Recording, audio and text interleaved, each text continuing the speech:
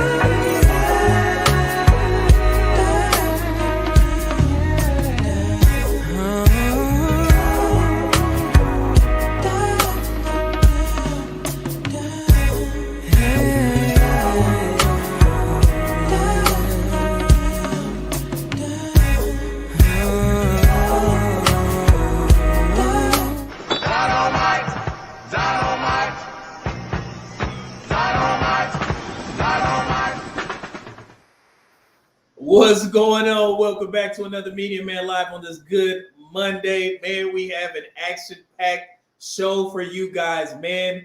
The brothers, we gonna learn a lot, man. Sometimes we gotta face our fears in regards to relationships.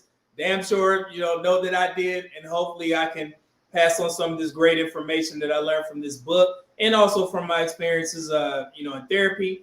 You guys are gonna love the book attached, man. I have all of my notes put together. I got everything set up. We got some great videos for you guys. We're going to lead into it with some very entertaining videos to show you guys how men struggle between rational thinking and getting some cheeks.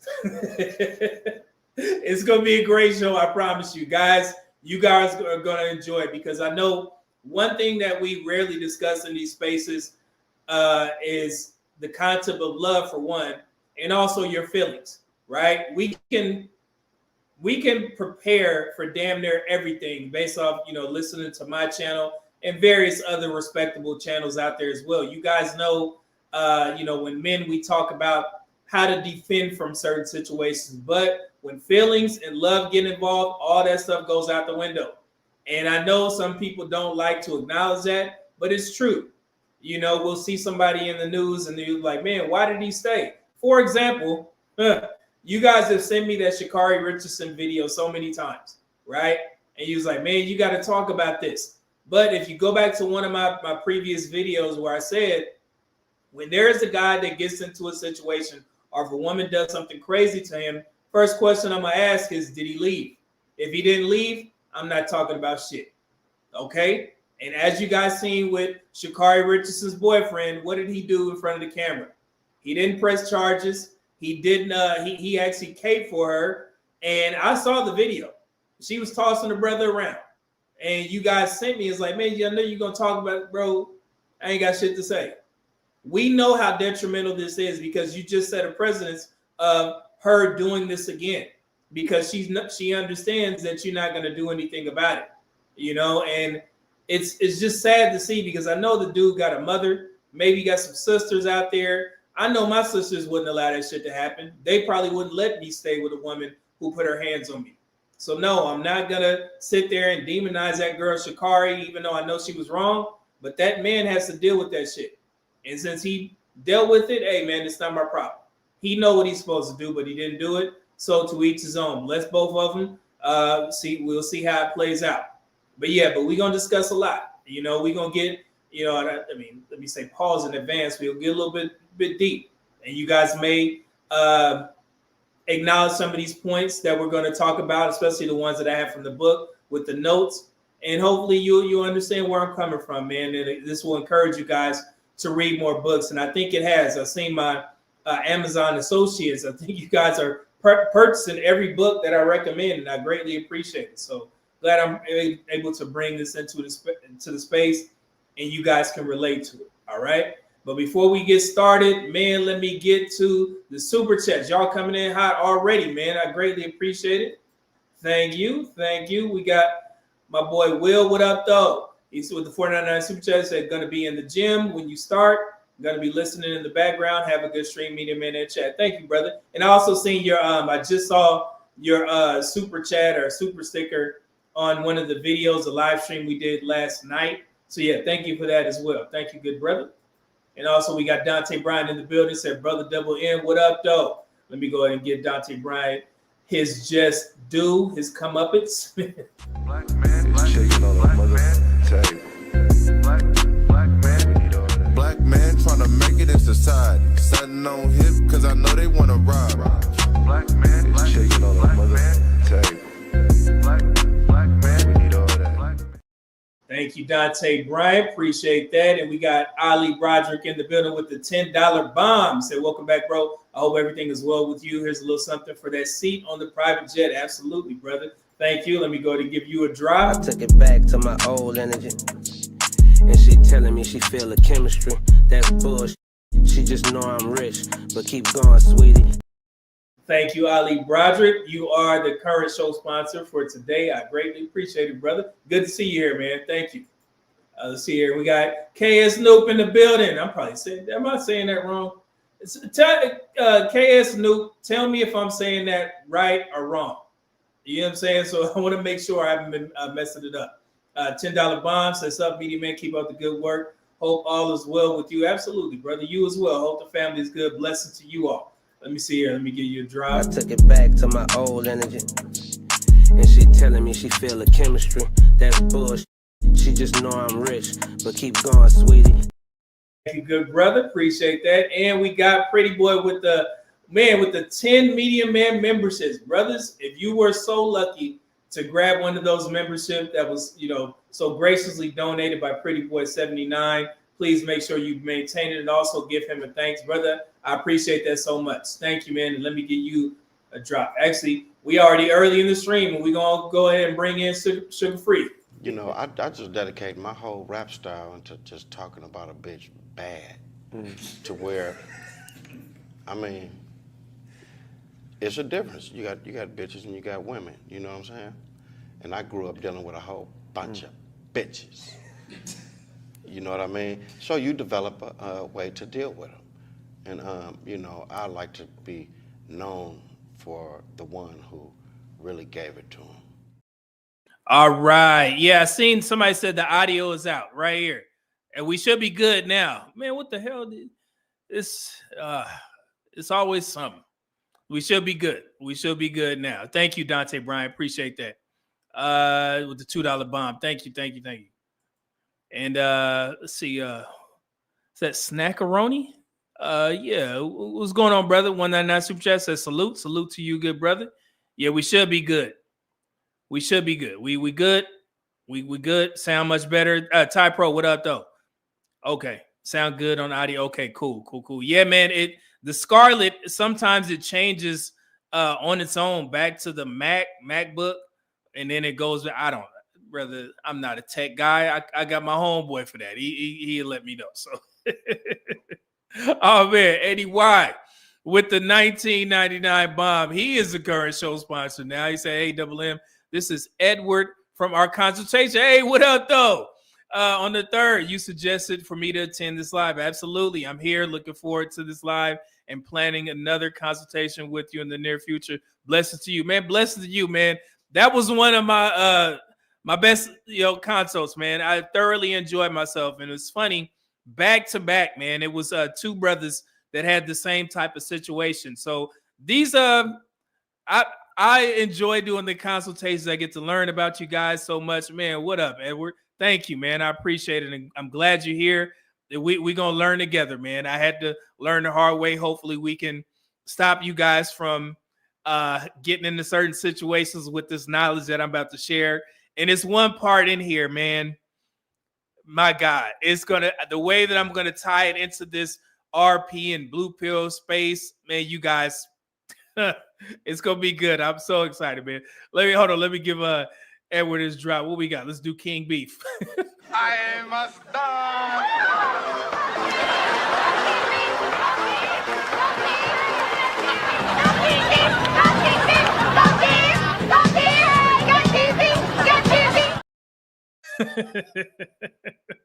Yo. Oh, man. Let's see here. And then we got Project 007. What up, though? $5 suggested I'll start it off. After you love her, try your best not to fall in love with her. You'll get burnt every time, even if she's a good girl. Man, with that comment, brother, this stream is going to go very well. Because I got something for that. I definitely got something for that. And I know we're supposed to be manly in here, in these spaces, but I kind of divvy off the beaten path and try and fill in the gaps, pause for the young dudes, that most people don't talk about in these spaces because I know they happen. Hell, I've been through the same situations, brother. I wouldn't be married if I didn't feel the same feelings, that were talked about in this book. And I'm going to show you what I'm talking about here in a second. It required a lot of change on my end because I knew that when I was younger and I was doing those single servant relationships and telling women I wasn't, I didn't want a marriage, I was absolutely the problem. You know what I'm saying? And I know that I've ran across some great women. And in order for me to get remarried after my first marriage, you know, my daughter's mother, I had to change a lot. You know, I had to go to therapy. I had to make sure that I was doing this the right way because I didn't want my future wife to deal with all of the issues that I was, you know, holding on to from, you know, past issues, you know, past transgressions. But yeah, it took a lot, man. And sometimes, you know, opening up this type of platform and talking about a book like Attached, it'll definitely put you on the right path to start seeking more self-improvement in regards to relationships. Just because you can get away with certain things, that doesn't mean that it's right.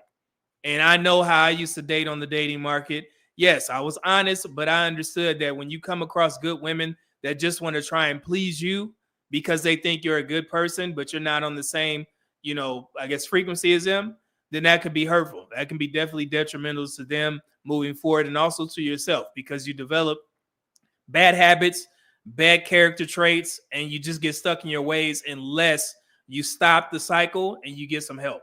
And that's what I was so graciously gifted with being in the military and getting all that stuff for free. So yeah, you guys are definitely going to enjoy it. I promise you that. So let's see here. Oh man, we got all of them. We got 54 folks in the building. Man, if people miss this one, it's, I mean, you're doing yourself a disservice. I promise you that. But before we get started, man, I want to address something that I saw on this it's a new podcast that just showed up on my timeline for some odd reason.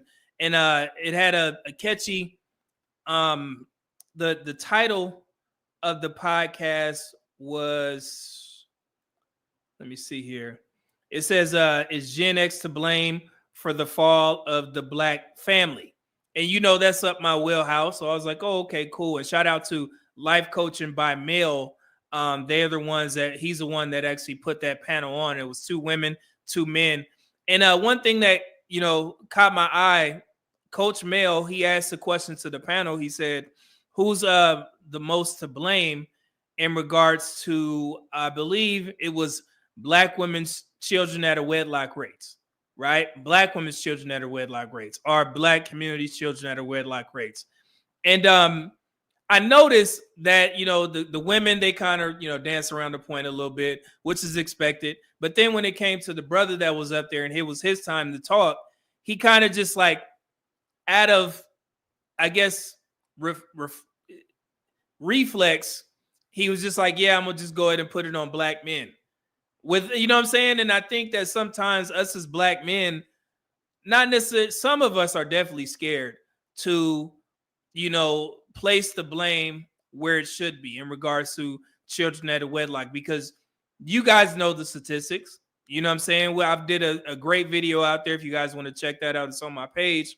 But yeah, sometimes we default to self-deprecation, and we have a problem with that. So the reason why I wanted to discuss this is because, you know, so I told you guys about 4 weeks ago, I found out about ChatGPT.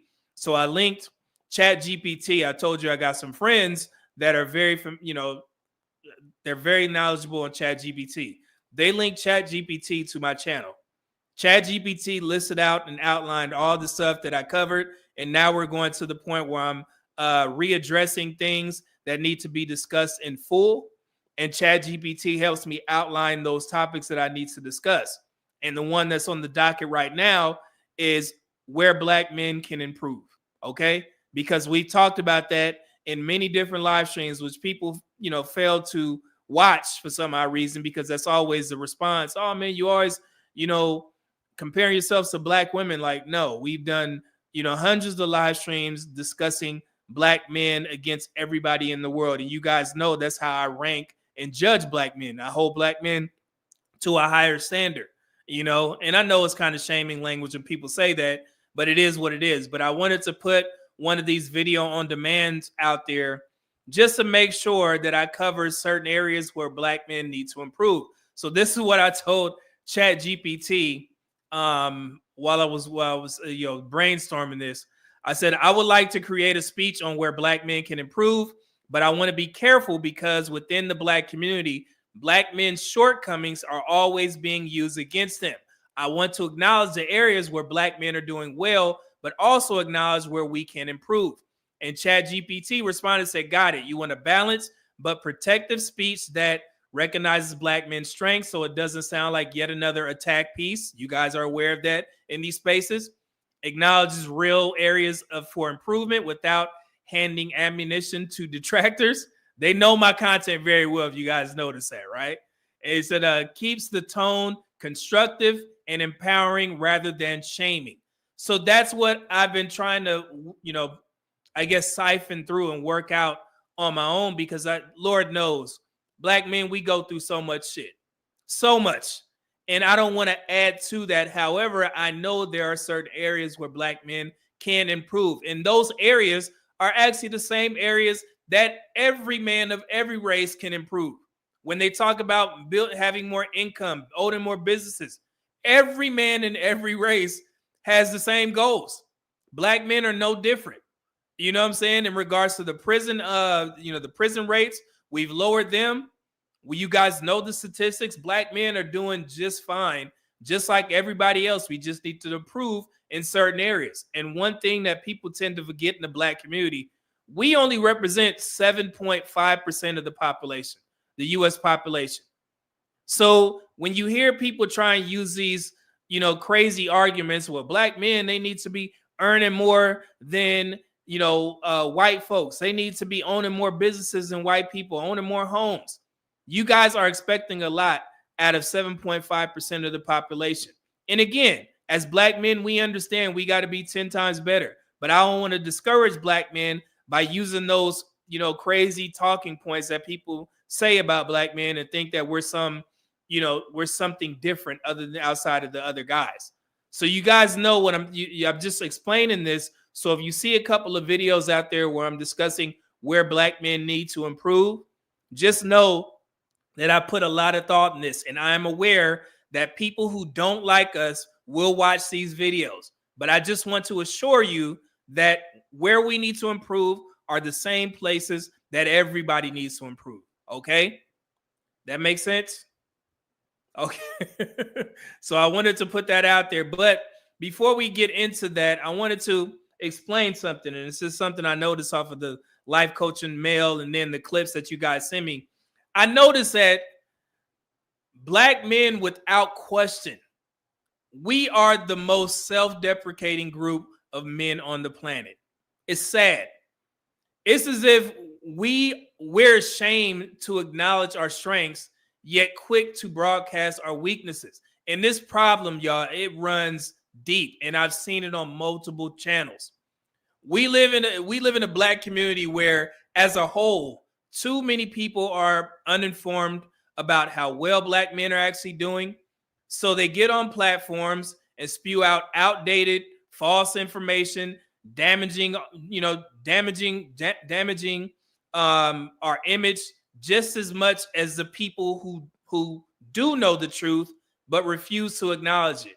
So when you see somebody saying something crazy about Black men and they don't know the statistics, it's doing just as much damage as the people that just hate us. You know what I'm saying? And I noticed that, so based off some of these recent clips that I've seen from you guys, send me. And then,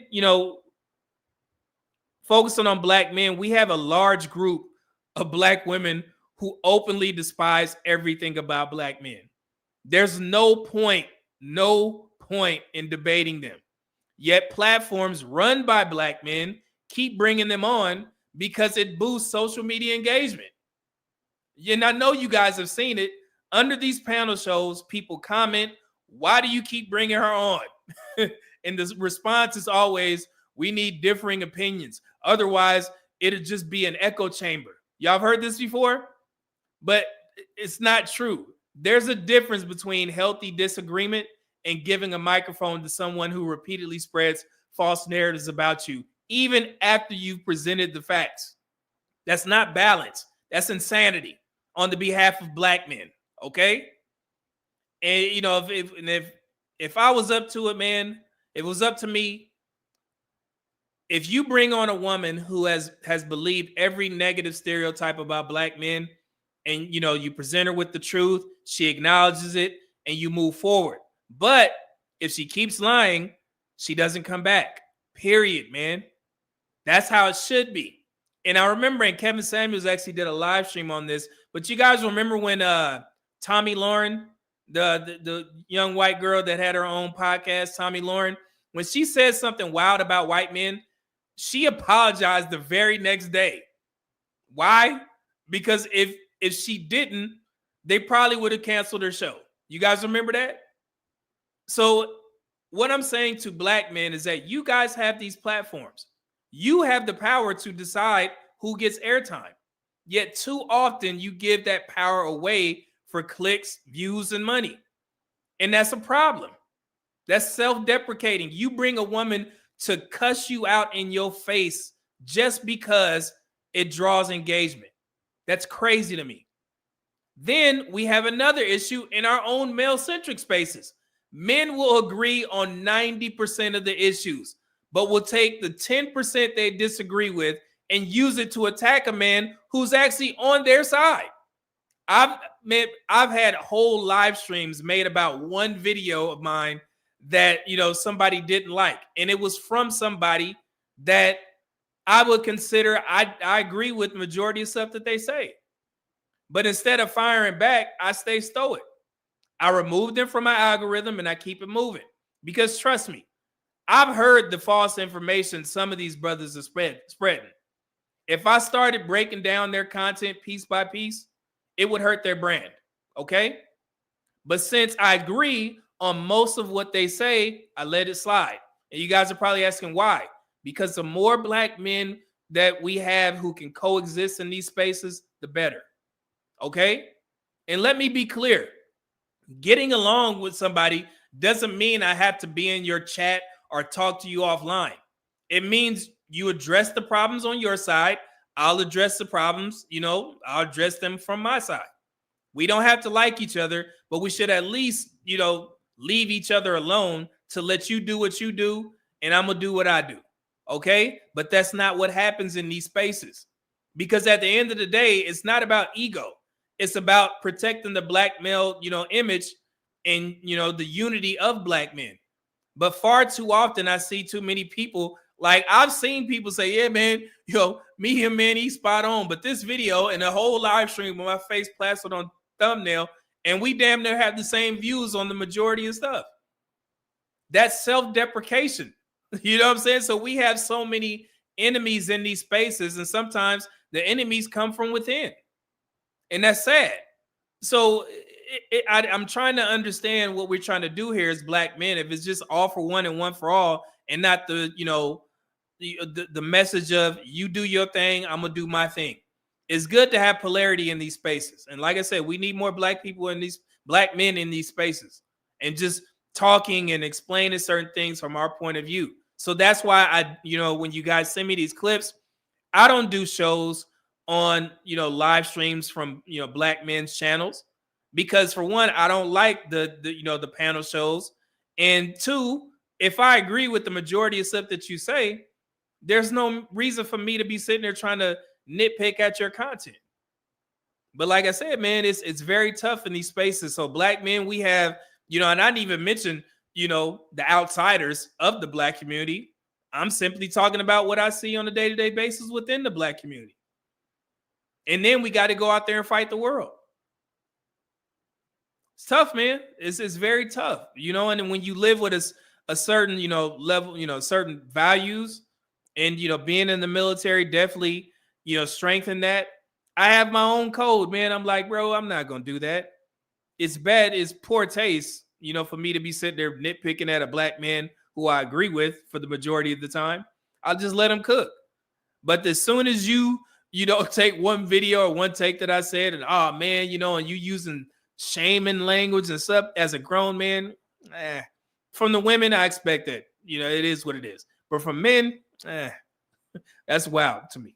But yeah, so I'm trying to fix that. Hopefully when I do these videos, you guys will understand where I'm coming from, and I'm not trying to, dig at black men, pause, but I'm just trying to help, man. I'm trying to do what I do. All right. Tangible things are where we can improve. I'll say that. All right. Let's see. Let me get these super chats real quick. All right, Eddie. Yeah, 999 super chat said, and I copped the book you suggested, Couples at Work, and the book we were trying to remember it was called The Black Man's Guide to Understanding the Black Woman. Yeah, it's upstairs. I got it. We was actually reading it again recently. Yeah. Okay. Cool. Yeah. If you guys don't know, where did I put that book, Eddie? Oh.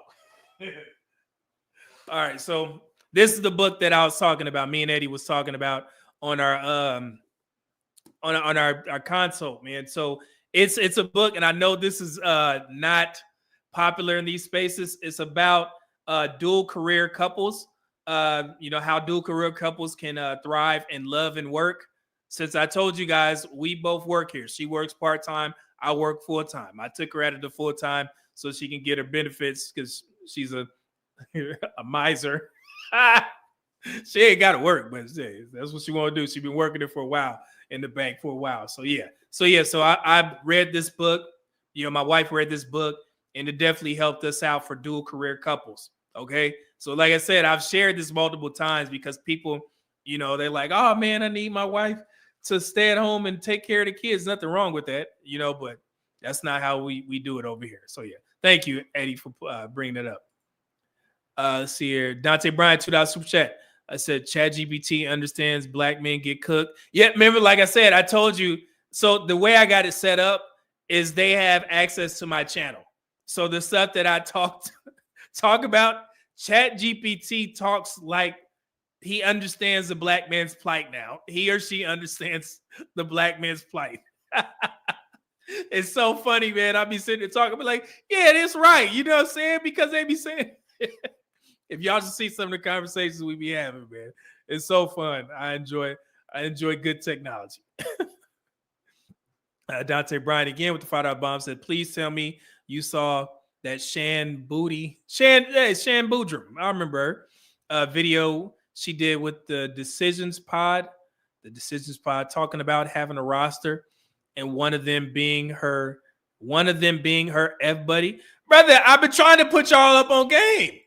That's what they doing out here. That's why I put the video out, the Sigma Man style.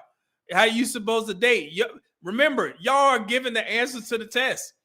And the funny thing is, women are going to get mad and say, man, well, that's not all women. Well, I can't tell. Based off of the comments, I'm like, well, shit, this seems like it's all of y'all. So, yeah, and I got a good video for that, and I'm about to explain here in a second. I'm glad you said that because we're going to start it off with this video. And I want any man put a 1 in the chat if you are willing to tell this woman otherwise. I'm not going to tell you what she's talking about, but after you listen to the video, I want you to let me know if you are a man who is willing to waste your time and energy to tell this woman that she is wrong and she needs to do it this way. Watch this. Hold on. Let's get to it. Comment saying if we focus on ourselves in our 20s, nobody's gonna want us because we're gonna be too old. The gag is we don't want y'all no more. That's the point of the video. That old school saying applied when y'all were providers, okay? We were taught at a young age to secure a family and a husband for stability only. Please don't think women's primary goal is to have a man and have a family. That is back in the day when you guys were head of household. However, now we are head of household. And to be honest, y'all not too fun to be around. Y'all not that cute or aesthetically pleasing. As women, we are the financial stability. That's why we're not too pressed on being with men right now and having kids. How would that benefit us? If anything, we're going to take on more responsibility in the household, and we also are going to have to take time off to bear children. So until y'all go back to being the providers, I guarantee you, y'all are not on our priority list. Until y'all able to take care of y'allselves and the family, leave us alone, because we irritated. If you don't want to get married, which I know will be the response from some of you, that's perfectly fine. But just remember, if you're on the dating market with no marriage mindset, most of you are single by choice, but you're not celibate by choice. And that means you will be useful to the group. If you understand what I'm saying, you know exactly what that means. Single men of all races love women who don't require long-term commitment. You will serve a valuable purpose on the dating market, whether you like that purpose or not.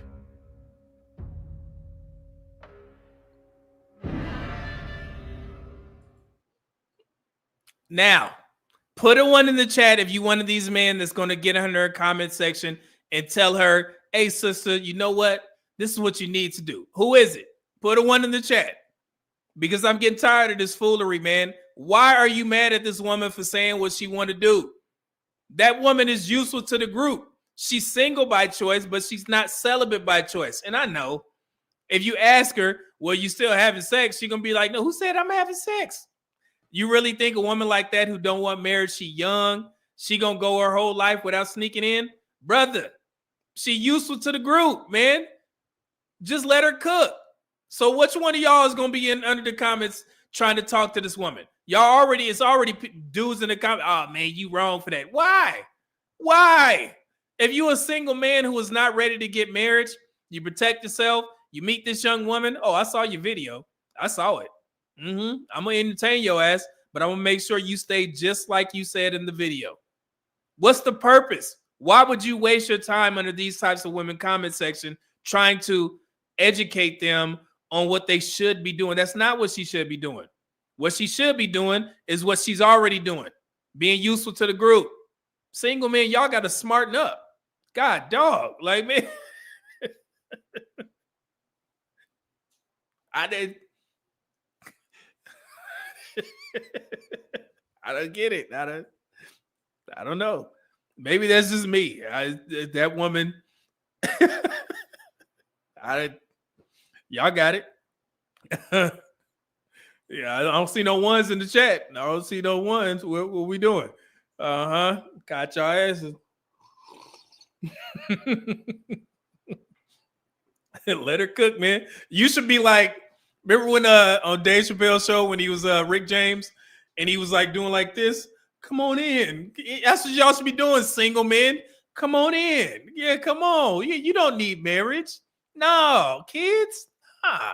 Nah, that's old school. You know, you don't need no dude and living in your house. You know what I'm saying? But when you get naked, though, yeah. Y'all, these, like I said, single men, y'all have it made.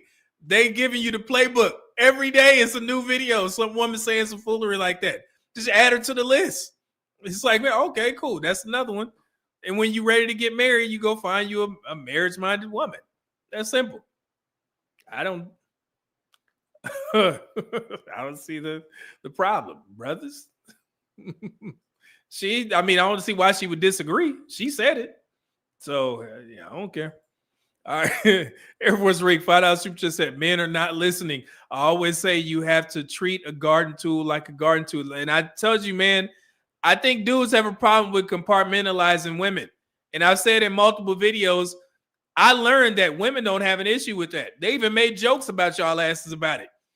Some of y'all in some woman's phone is Domino's Pizza. Some of y'all in a woman's phone as a lawnmower guy or something. He can fix he's a fixer guy. He's a construction guy. Oh, he got a truck. He can help me move to my new apartment where I'm going to go sneak in with Chad and Brad and Pook and Nug or whoever it is. You know what I'm saying? That's what you got to say. Women are amazing at compartmentalizing men. But for some odd reason, y'all struggle with putting a woman in a particular category. Every woman can't be saved, bro. Every woman ain't marriage material. Every man ain't husband material. Okay? And you don't have to, the beauty of it, that's the beauty of it. Yeah, you don't have to go out there and even mention this. You just get the information. You know what? You're right. And you date accordingly.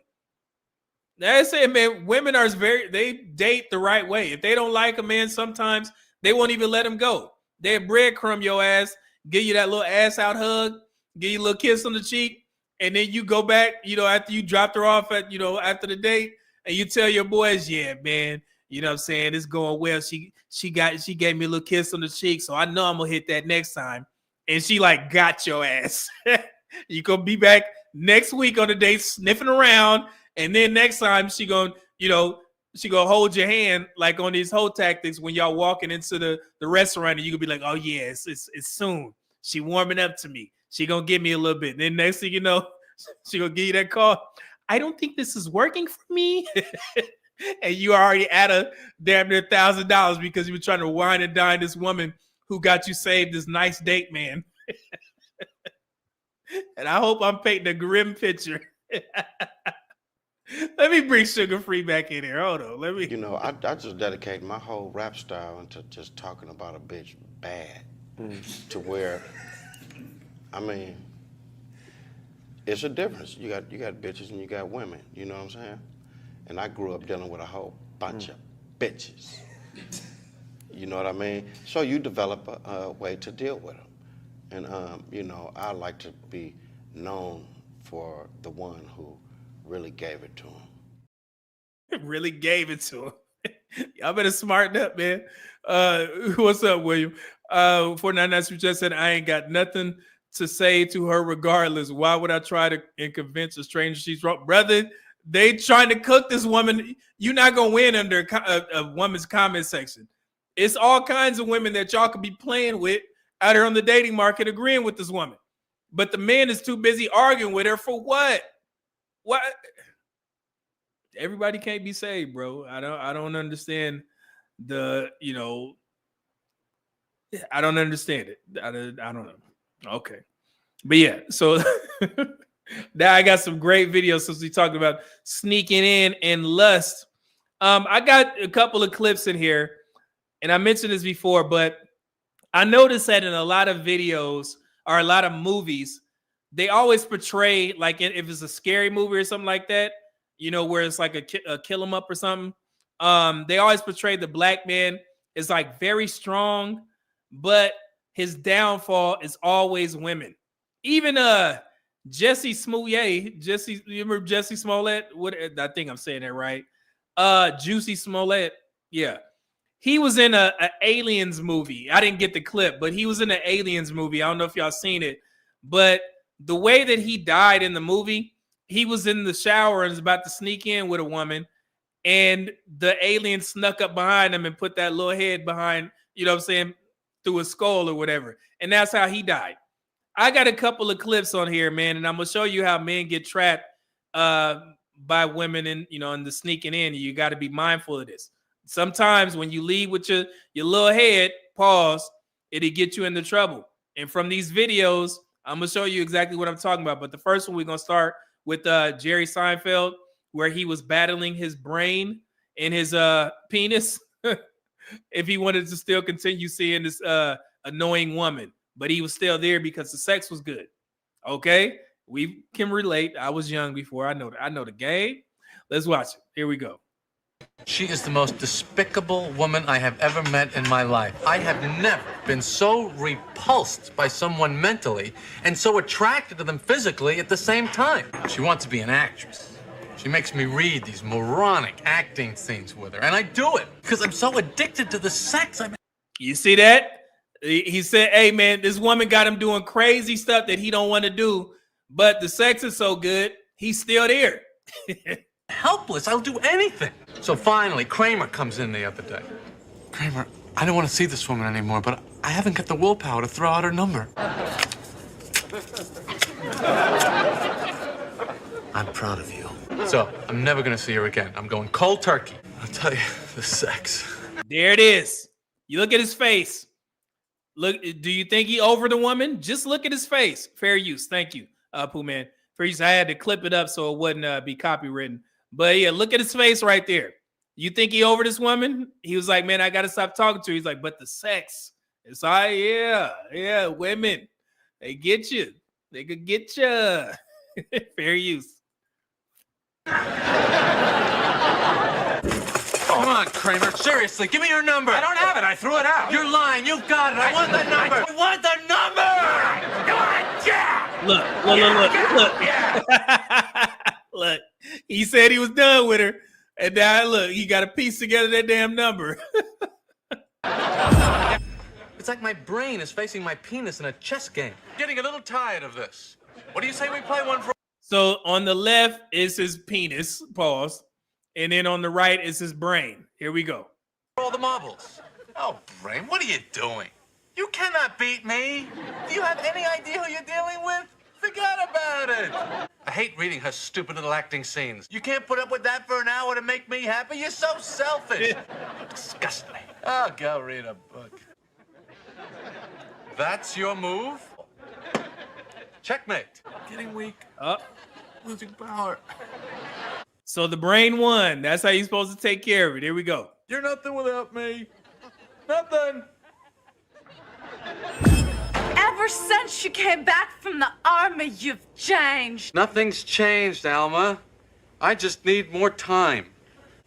I just go crazy thinking about you. Uh-oh. My organs are playing chess again. There it is. Isabel, I don't think this is working. Now let's stop it right there before we get to this. All right, so that's the right way. When you start to mature, your brain starts to take over. When you're young, hey, you just got to get to it. I got to sneak in. I got to get it. I got to get it. And you know what I'm saying? You end up getting into a situation where you're supposed to.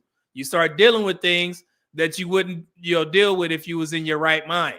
But sometimes the sex is so good, you just like, I'm gonna go ahead and overlook that. I'll overlook that too. And that. Next thing you know, you lumped up somewhere in the corner or something.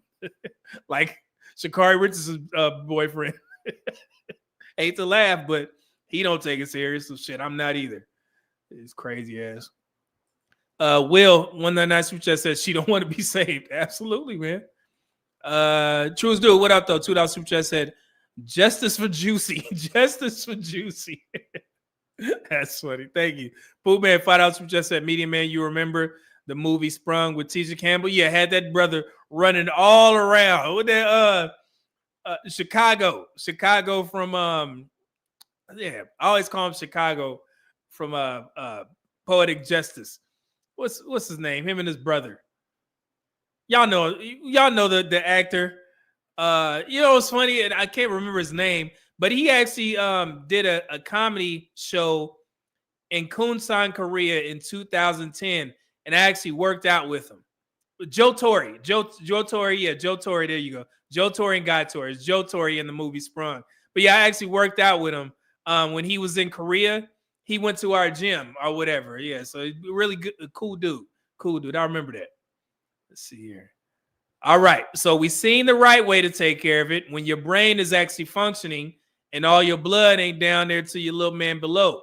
All right, now this is how black men get effed up, and they always portray us like this when we get snuffed out in these dang crazy movies. This is from the movie Ghost, and I believe this actor's name is Isaiah Washington. I think I may be wrong, but I think this is Isaiah Washington. So up to this point, Isaiah Washington's character, he was the strong one. He had, made his way out of, almost getting deleted in the movie. The strongest dude, right? But a woman shows up. And what y'all think happened if you seen the movie Ghost Ship? Let's find out.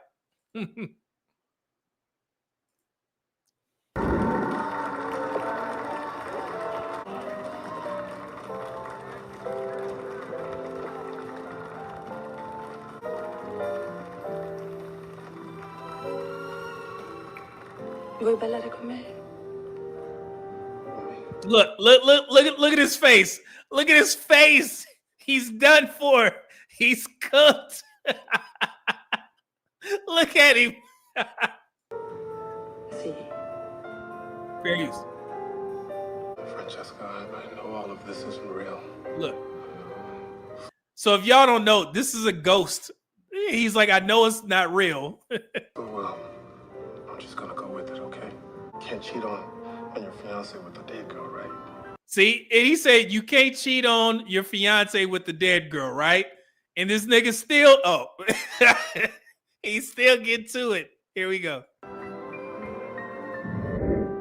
Look. Uh-oh. Gave her that look. I told you. It's in the eyes, Chico. Up. Look.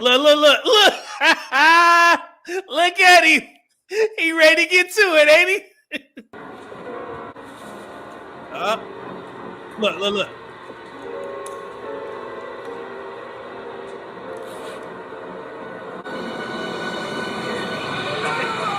Down you go. Benvenuto a bordo. Yeah, that's what y'all asses get. Look. Down you go. Down goes Fraser.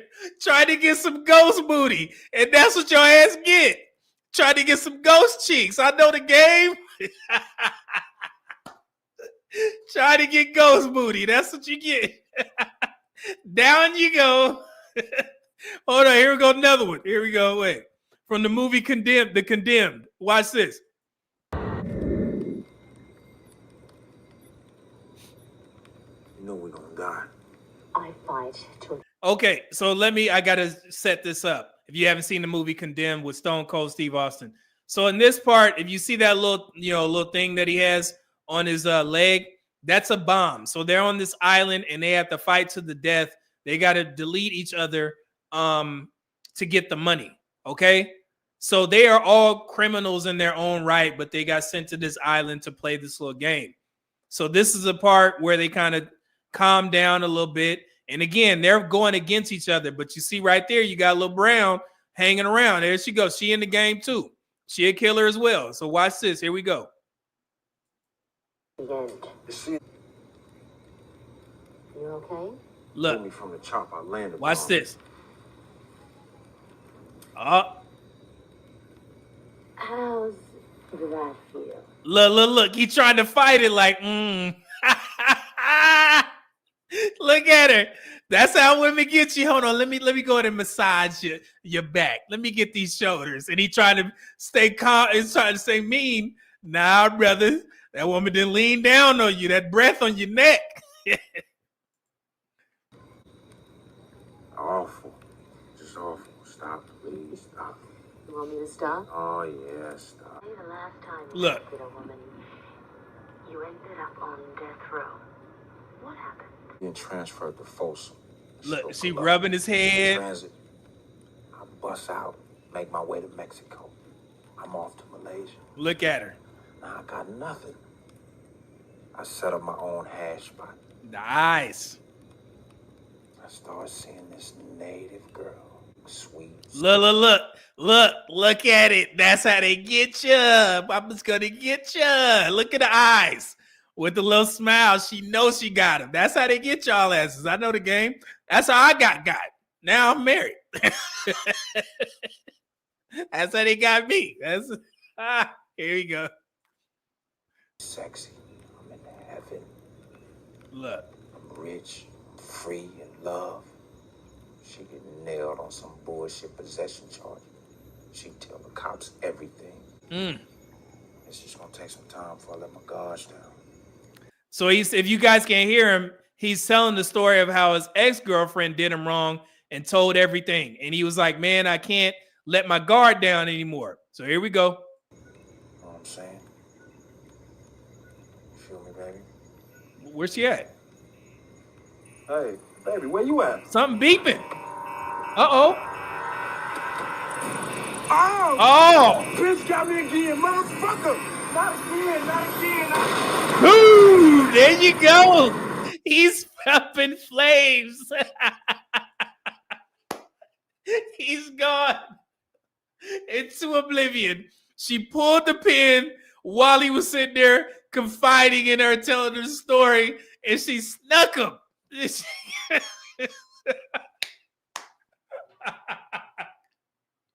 That's how they get y'all. See, you let your guards down and they sneak you. That's what she do. Yo, that's so funny. So I'm just showing y'all that to say this. You got to be mindful. Think with your right head, man, before you get into something, okay?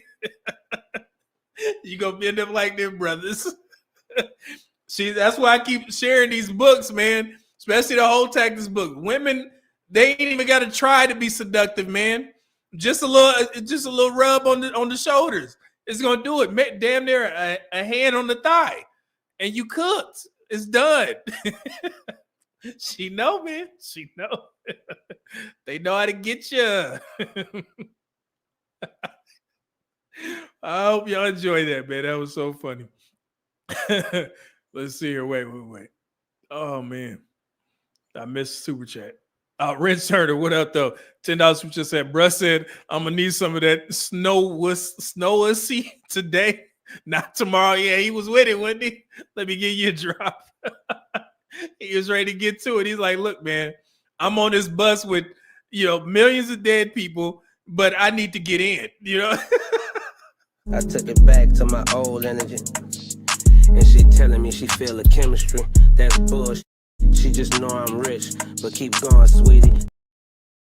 And see, yeah, that's how they get you. I know the game. Project 007, $2 just said, love's gonna get you. KRS-One. Yep, trying to get some of them cheeks. Hold on, this how they do. Where is it? Where we at? Because I know how y'all do. Because every time I play this. Walk out looking like money. Look what I got on. This shit low what I got on. See, y'all was trying to peek around every time. Dr. Umar gonna get you. What's Jamari? What up, Jamari Mack? $2 said, sadly got a one-track mind, Diamond D. Y'all see, songs started to make sense, but that's how they get you, man. So that movie was Ghost Ship, the first one, and then you had The Condemned. But yeah, that part was very funny. But they always portray black men to get swayed by the girl, and that plays into the stereotype of black men being hypersexual. And sometimes, yeah, the men who are sneaking in the black community are heavily sought after, and they succumb to the sweet in between. We know the game. Let's see here. The coach Chris, what up though? $2 just said, women who have game are the best. Most women don't. Oh yeah. The girls who got game, they be on it, man. They know how to get you. They know what you want. Thank you for the super chat. Will 199 super chat said, I denied nothing. I was trying to look. See, that's how they get you. See, you would have got blowed up. You got blowed up. You know what I'm saying? The ghost would have sent you down the elevator shaft. Head first. Brother was taking off his clothes, ready to get to it. Try to get some ghost booty. That's what happens, man. We know the game. Erroneous C. $5 super chat said, I haven't seen that last movie, but I'm almost sure she tried that move more than once. Probably how she ended up deleted also. No, her situation was different. But yeah, she knew how to get him because, like I said, the fire was going, everything had died down. And she was like, man, how can I kill this dude? And told you, man, women, they good. Very good. I applaud them for their skills. Oh, man, hold on. Oh, man. And I had to bring back this clip for this live stream as well. I'm showing you guys examples of where we can improve in certain areas, okay? If you guys ever noticed that. But, yeah, that was one of them. Let's see, Malik, what up though? $5 super chat said, what's up, media man? What's up, chat? What up though? Thank you for that super chat, brother. So yes, this next one, and it's something I'm glad Will is here. William Jones. We talked about this where we mentioned like sometimes you meet a girl and you think she's amazing, right? And you're like, damn, man, and she started effing up. And you just think to yourself, man, I just really wish this woman would do right. And it's funny. A lot of guys have pointed out women who are like black men haters on social media. And they be like, God, man, she pretty. But if she would just understand, she would be perfect. But sometimes you can't do anything about that. You just got to deal with it because sometimes you're ready to settle down, but that woman is not on the same page as you. Or she may not have a situation that allows her to settle down at that time that you're ready to settle down. And sometimes you got to let these women go. But for the majority of the time, you end up getting hurt. And one of my favorite movies of all time, Up in the Air with George Clooney.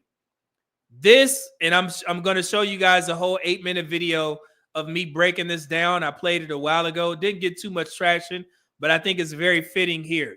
So I want you guys to listen to this story. If you haven't seen the movie Up in the Air, George Clooney's character, his job is to fire people, and he flies damn near, what did he say, like 270 278 days out of the year. Okay. And it resonated with me because I was in the military and I traveled a lot. So I definitely understood what he was talking about. But let's watch this. Here we go. Fair use, fair use. Up in the air. And it stars George Clooney. George Clooney played a character where his job was to fire people. He would literally travel to different states and he would fire people en masse on behalf of management because they were too scared to fire them themselves. He enjoyed traveling. He would hook up with a woman from time to time. You know, one of the most important parts of the movie is when he came back from a long trip, he went into his house and everything was empty. He didn't have anything in there. He didn't have food. He didn't have that much furniture. But when his neighbor saw that he was back home, it was a beautiful young woman. She was like, "Hey, how you doing? I didn't know that you were back." She gave him his mail or something like that. And then he looked around. He was like, "Hey, you want to get together, open a bottle of wine tonight?" And she was like, "No, I can't do it because I got a boyfriend now." And he was kind of like, shocked, like, "Man, my day one is in a relationship, so now I can't use her to get my needs met." And that was the funny thing about the movie, is the fact that they showed him just being a simple, somewhat bachelor, enjoying his life, traveling from place to place. Then he met this young woman. They were sitting in the airport lounges. He started talking to her. They started sharing their elite status cards, get into the concierge lounge of American Airlines. They hit it off. They were both travelers. And they ended up hooking up. They went back to his hotel room, had sex. Then they made sure that they exchanged schedules and they would link up wherever they would meet in whatever city they were traveling to. So that was their routine for like the whole movie. But then when you find that one woman and you're like, "Man, I really like this girl. I want to settle down with her." Then out of the blue, you get kicked in the nuts.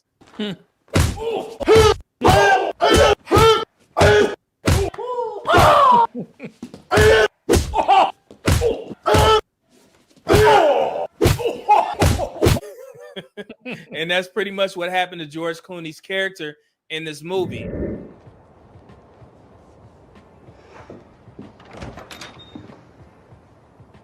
So I was in the neighborhood.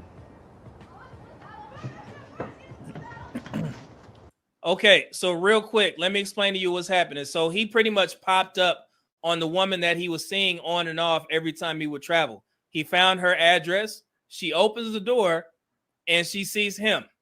And when she opened the door, he was like, "Hey, so I was in town," and he heard kids running around in the background. So that threw him for a loop because he didn't know that she had kids. And he also didn't know this.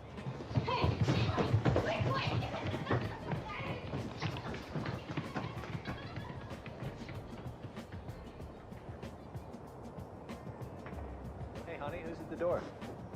It's just somebody who's lost. The woman that he was having pretty much a relationship with, she's actually married. And he didn't know that the whole time. Remember, like I said, guys, when you watch this movie, they have been seeing each other for a while, to the point that George Clooney actually ended up inviting her to his sister's wedding. So he thought that they were in some sort of relationship where he found this woman that fits into his program. His program is traveling. Her program is traveling. So he was like, "Oh, this is perfect. And I like her. And I'm starting to catch feelings for this woman," because he was seeing her every time they would travel. But when he popped up, he found out that she was married and she had kids. He was the side dude. So let's continue.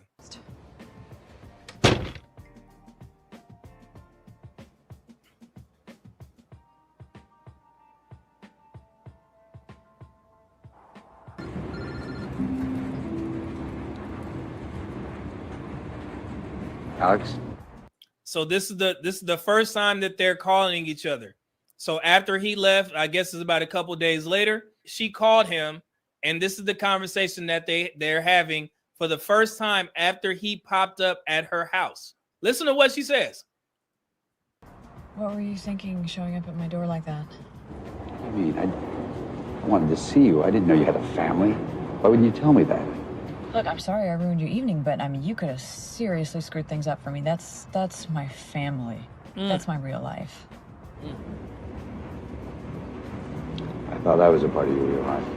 Look at his face. Look at the hurt. Remember, he was a, swinging bachelor. He was getting whatever he want, but look at him now. He was ready to get out of the dating market, found the perfect woman, and she was married and had a family, and she has no remorse whatsoever. You play your part, brother. I thought we signed up for the same thing. Look. Try and help me understand exactly what it is that you signed up for.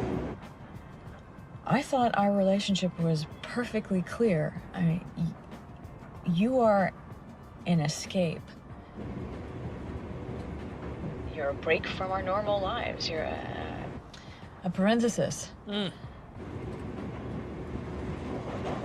a parenthesis. I mean, what do you want? Tell me what you want.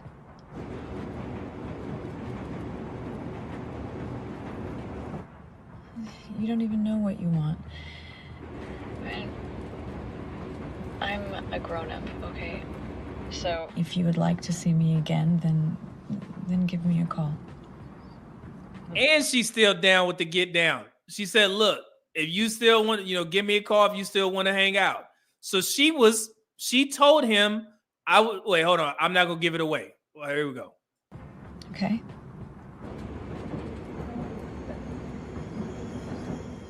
What was so powerful about this movie is the fact that you rarely see George Clooney play a part where he's off his square. He's pretty much the cool, calm, and collected guy where he gets all the women. But this movie, it actually showed his character actually being vulnerable. And I know a lot of guys go through that because of the fact that sometimes you feel like you found the one and then the rug gets pulled up from under you. And basically what she was telling him is like, hey, I think like a man. And she had a great line in there in the movie where she actually told him, I am just like you, except I have a vagina. Okay. Now, I wanted to stop it right there. That's exactly what she said. And that's why I keep telling you guys, when women show you who they are on social media and they make videos like the other young woman that we just watched, that's who she is. There's no need to try and save every woman, guys. I don't try and save every man. If a guy is like, look, man, I'm done dating in the States, brother, I'm not going to sit there and degrade you and say that you're wrong. Yo, if that's what you want to do, then that's what you're going to do. Same thing with these women. But George Clooney's character did not listen. He thought that he was such a great man. I can make her change. You can't, bro. She got to come to that realization for herself. No matter what you do and what type of lifestyle you show her, if she's not ready to settle down like this woman, you got to leave it at that. Either you stop dealing with her or you play the damn game. That's all you can do. Okay? Let's continue. And I guess he didn't put two and two together by, actually analyzing what she actually meant by that. She actually meant, yes, I am in fact just like you. So that's why that movie means so much to me. And that's why therapy is so important. And I tell guys, the way that you deal with quote unquote heartbreak is not to sit there and take it like a man. No, go get some help. So shouts out to the movie Up in the Air, George Clooney. But guys, you have a decision to make. You have to ask yourself, are you going to be, want to be one of these guys that live this Papa was a Rolling Stone, so to speak, lifestyle, or do you want to settle down? And if you do want to settle down, you need to start making plans to do so. And that means you can't be as selfish as you would when you're by yourself. You need to kind of make space for somebody to be in your household. And you also need to be prepared to acknowledge somebody else's feelings in there and understand them and, adjust if need be. These are the things that come with being with a woman. And so these are things that I had to think about and I had to discuss in therapy. Was I ready to be a husband? Because some guys, they are not ready. And that's perfectly fine. Just be honest with yourself. If you feel content with just being a guy that plays the field and enjoy himself, I'm not going to say anything about that. God knows I did it and I enjoyed it. I have no regrets about it. But at a certain point, you're going to have to ask yourself, is this the life that I want? And that's going to be the hardest decision that you ever have to make, because you have to keep in mind that you have to take care of another person. No matter what women say in regards to this feminist movement and all that type of stuff, it still boils down to the husband taking care of his wife. So if you're up for that challenge, make sure you start preparing to do so right now. If not, enjoy yourselves. Enjoy the dating market. Be safe. Protect yourself, from unwanted pregnancies, STIs, STDs. and you'll be okay. You can do that. Just make sure that you're in a stable place to do so. But that's a question that you guys need to ask. And I'm glad that I was able to share that story with you guys. And, hopefully it gets you to think that, hey, is this the lifestyle that I want to live? Or do I want to live my life with someone else? And that's ultimately your choice. All right. So, yeah, man, like I said, that video, when I put it out, it didn't gain enough traction. But that was one of my most impactful videos that I enjoyed, just because I get to see the growth in my, myself and the way that I was speaking. It's crazy, from when I was young, to where I am now. But shout out to Up in the Air. If you guys want to go, go check that movie out. It was an amazing movie. Man, it was crazy. So when I saw it for the first time, the ending threw me for a loop. And I ain't gonna lie, man, your boy, I almost damn near teared up. I thought that he was ready to get out the game, and he found a woman. And he went to that woman's house, and I heard buckaroos running around. I was like, oh no. And then the husband was like, honey, who was that? I was like, oh, my mind, my heart and mind. They got George Clooney. If they can get George Clooney, they can get anybody. But I think George Clooney is married now, so shout out to him. So let me see. Hold on. I think I missed some super chat. Eddie said, 199 super chat said, I'm lost for words, shaking my head. Oh, man. Let's see here. Will 199 super chat said, hits close to home. Yeah, man. I got a story. Yeah, hold on. Jonathan, what up though? $10 bomb said, I'm snitching on her. I don't care. Cries in the car and the shower. What's up, media man? Great stream as usual. All that shit would be funny. They need to have an alternate ending with Jonathan G. After he asked, honey, who was that? And I hate bringing this brother up because he got a gang of shit going on. But when he's like, honey, who was that?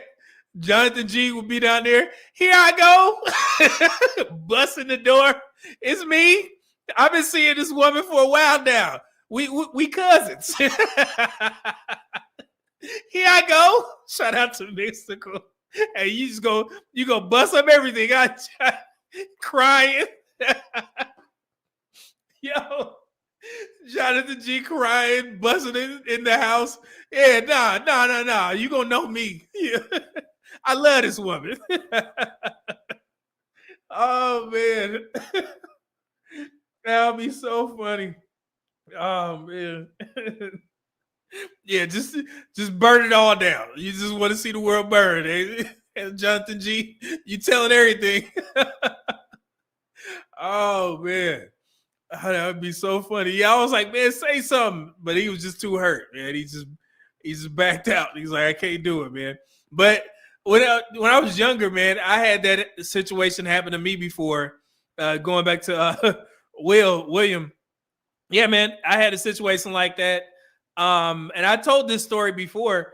I met this, I went to the Raiders Redskins game, right? Oh, I said Redskins, the Commanders now. I'm old. But it was when they were the Commanders game. Went to the game, had a great time.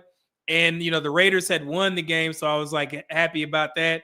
And I was on Instagram of all places. And I was like looking at the hashtags. I was just getting familiar with Instagram. And I clicked a hashtag or whatever. And they were talking about the game. And I seen this, beautiful woman. She was under one of the hashtags talking. And she was talking mess about, the Commanders, because she was a Commanders fan. And she had went to the game as well, but I didn't know her at the time. And I had commented something like, oh, yeah, y'all took that L or something like that. And me and her, we just start, talking under the comment section under this post.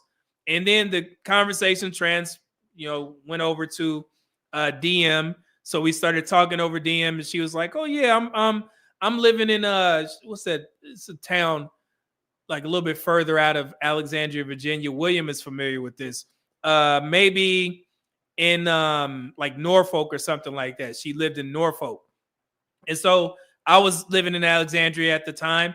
So we was like scheduling times when, either I was going to go out there or she was gonna come up to Alexandria. I was like, cool. So we start talking. She's like, yeah, I'm gonna come out there. I was like, oh, great. So she drove out there, drove up to Alexandria to come see me.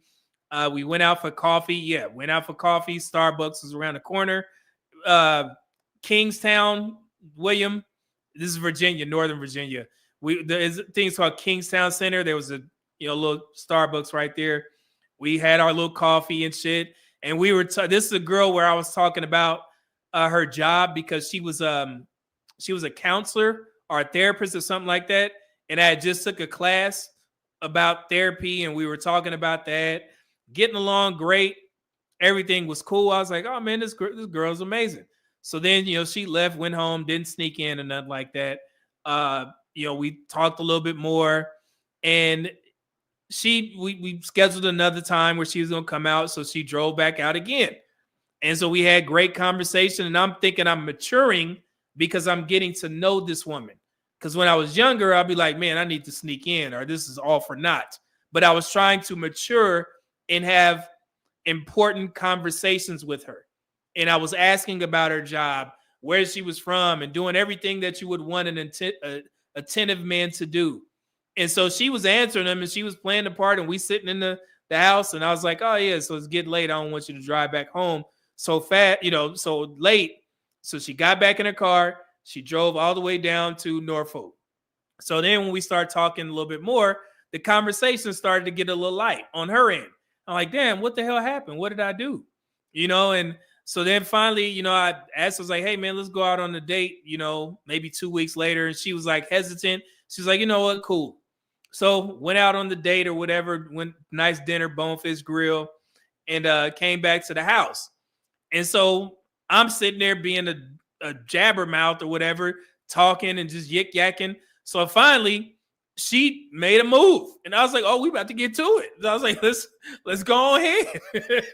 So we get into it. We do our thing or whatever. She was like, man, she told me, she was like, look, if nothing didn't happen this time, I told myself I'm not driving back to Alexandria, Virginia. And I'm sitting there shocked, like, wait, I'm trying to have conversation with you, and all you trying to do is get in my drawers. That's what I felt so stupid. And she was like, yeah, man. She was like, you was sounding like Barack Obama, but when you get in the bedroom, you turn into 50 Cent. I'm like, oh my God, like this girl. So she was just trying to sneak in, she was trying to get to it. I'm like, okay, so I see what it is now. So we had a great little, relationship going on. She would come out, I would go out there. Everything was going well. I ended up posting a picture of me and her on my Facebook. I don't even do that, but I posted a picture because I'm thinking that this woman is great. I didn't found the one, these damn Virginia girl here, that got me, and my family is commenting on her like, man, she looked like a young Janet Jackson, congratulations, and I'm like, oh man, thank you. I'm happy about my new little girl. And so one day I get off work, get back from the gym, and I got a message on Instagram, and I check it, and I'm looking at it. I was like, man, who is this? Like this guy was like, hey, is this Will or something like that? And he was like, hey, do you know such and such, the girl's name? I'm like, what? And so I sent the screenshot it and I sent it to her. I was like, who is this? And so while I sent it to her, I clicked his profile to see who he was. First picture that popped up was him and old girl. No lie. Just hugged up. And at the bottom of it, it said, celebrating our 7th anniversary or some shit. And I'm like, oh. It's like, is this girl married? It's like, oh no. My heart sank. And at the time that I found this out, she called me like immediately. And I was like, are you married? And she was like, oh, I thought you knew. What? Why would I know that you married? And she was like, well, because I kept driving out there, you can't come here, obviously. I'm like,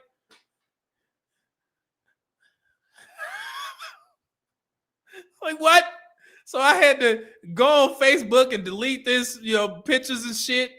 And I was like, man, how was I supposed to know? So yeah, she ended up being married, man. And I thought I had found the one, so I had to cut her off, man.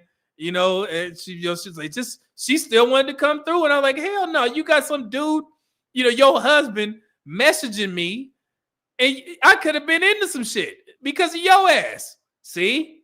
Don't ask the right questions. So in a sense, I got to take accountability for not asking that woman, hey, you got something going on? Because most times, us men, we don't want to mess up the booty. So we ain't gonna ask. If a woman is giving up some rhythm, we gonna play into it like, oh man, she feeling me. So I don't need to ask these questions if she married, because if she is married, then that's gonna turn her off. And then I gotta have some moral standing to turn this beautiful big bootied woman out, down and not mess with her. So we don't ask the questions, but we should. So that was kind of my fault. And it was definitely her fault for not telling me so I can make the decision for herself. But she told me, she's like, nah, you seem like if I would have told you that I was married, then you wouldn't have, messed with me. And I'm like, you damn right. And she got me, man. It's like, huh. So yeah, William, I've been through it too, man. So it was sad. I was tough. It's tough. And I remember when I told this story before, somebody was like, if she married, how was she able to sneak off and drive to Alexandria? Brother, I never asked those questions in my life. And I know people think like, man, nah, ain't no husband gonna let their woman keep driving up to Alexandria. I didn't ask those questions. I don't know what type of situation they had.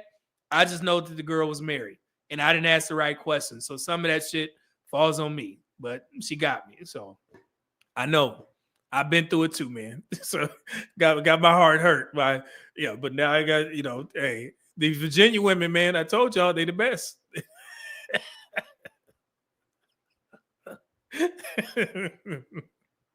They get you. They gonna get you. Don't go to Virginia, man. You're gonna end up married. I'm telling you. Malik, $5 super chat said, "Were you at Langley? I live down the street from the air base." No, man. I was actually TDA there a couple of times. We train out there in at Langley, Virginia, and we also train with the Navy, the naval bases out there as well. So yeah, so I've spent probably the equivalent of maybe 3 months at Langley just for like training and stuff like that. So yeah, I love Langley Air Force Base. I love that gym too, the gym that they have there as well. Let's see here. And Erroneous E, $5 just said the equivalent of when they say afterwards, why didn't you try anything after they left? Struck out often in my youth, being too kind. Yeah, and you know what's funny, Erroneous E? I was just talking about this with my homeboy on Instagram. That's our situations. That's kind of a gift and a curse, man. Because for one, I know if I was more forward and direct with women, that I had the inkling that they were attracted to me and they liked me, then I probably would have had more kids. Because I was a wild boy back in the day. So I'm like, if I was more forward, I'm pretty sure I would have had more, sexual altercations with women, which would increase my chances to have a couple of buckaroos running around. So in that right, I pat myself on the back for not being as forward as I probably should have been, because I let a lot of women go because of that. I just told you guys a story where I saw this woman when I was in Korea. She was a beautiful young woman, and I didn't make a move. So she ended up dealing with another dude. So I just lost that one. But that was me not being forward. So when I hear guys talk about, game and stuff like that, I've never had game. I just, was being myself. And if I didn't think that a woman was, attracted to me, then I wouldn't really approach like that unless we had like conversations, just talking about something.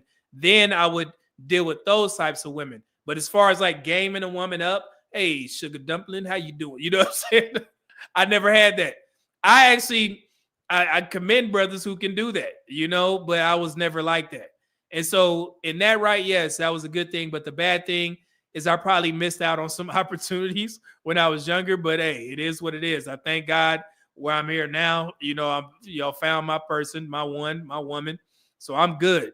But yeah, it's a gift and a curse, man. So and that's how I take it. So yeah, man.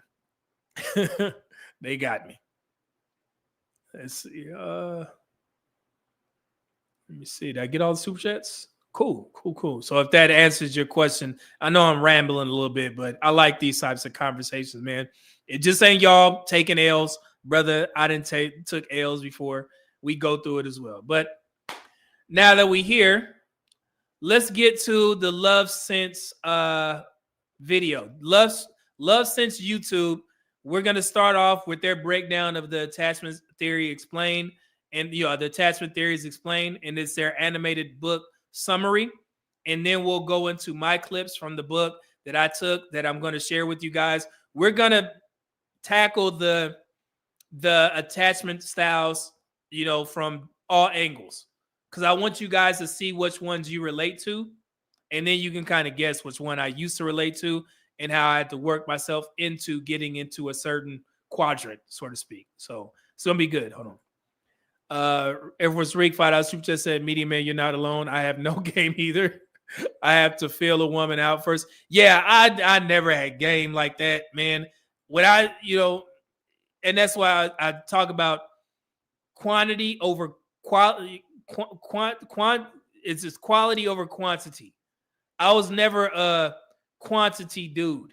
You know what I'm saying? Just trying to sneak in with every woman that likes you. And I know everybody wear their draws on the outside of their pants. Shout out to Hamp from the This Might Be Risky. He says that.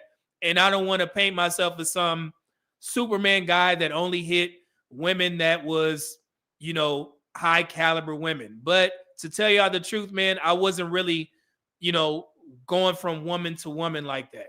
I was very calculated with the way that I approached dating. And especially when I started lifting weights, it became easier to attract women or for women to be aroused by you, especially in Korea, small little community or whatever. And we all going to the same gym, same women see you, and I'm in there grunting and sweating and shit. So yeah, sometimes you just run into these women, and I would just get to pick and choose the ones that I found the most attractive, and I would start relationships with them. But yeah, I was never the type of dude that was just, a pussy hound, so to speak. Y'all know these guys, you know what I'm saying? Oh, girl, let me get it. That was never me. But again, you don't got to believe me. If I had my homeboys up here, they would tell you the stories. I've literally had women run up to me in Portugal, mind you, beautiful women. It's a lot. I'm not going to reminisce too much because I don't want to get swung on. But yeah. Malik, $5 super chat said, "I used to be the guy with the greenback back in the day, a very long time ago. That's how I met women." Yeah, man. Oh man. So let's take a quick break. Hold on, let me see here. Quick break, and I'm gonna be right back. I'll play some good music for you guys. Let's get on with some Solomon Fox. Be right back, and then we'll get into the video breakdown. Here we go. Right, let's get back to it. Thank y'all for sticking around. Appreciate it. So let's get to the video breakdown. This is from the YouTube channel Love Sense. All right, here we go. Fair use.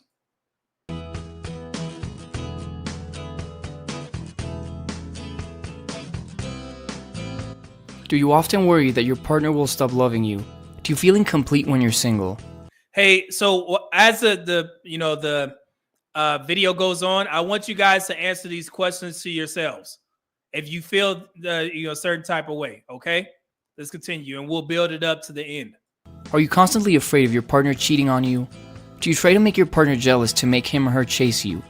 If you answered yes to all or most of these questions, you probably have an anxious attachment style. Are you easily annoyed by your partner?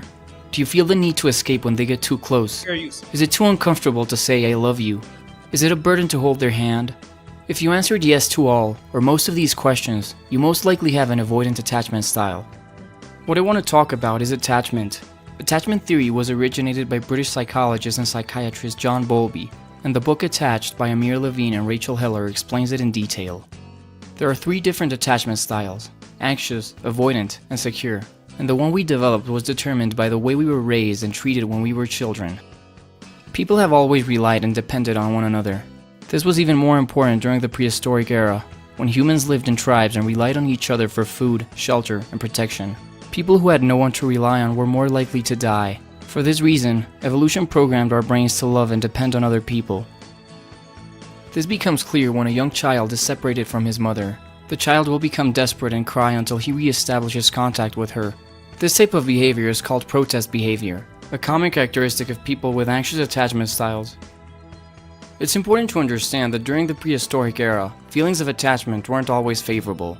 These were dangerous times, and many people became detached to avoid having to deal with the emotional pain of losing a loved one. To some, loving another person might have been perceived as a burden because this other person was likely to die. These people developed an avoidant attachment style. To others, forming a strong bond seemed like the logical. So are y'all catching it? You're going to hear words secure, avoidant, all these types of things is going to come in handy once you start breaking down the book. Okay? Let's continue. Fair use. Logical thing to do in order to survive. In the end, dealing with the dangers of the time was easier with another person. These people developed an anxious attachment style.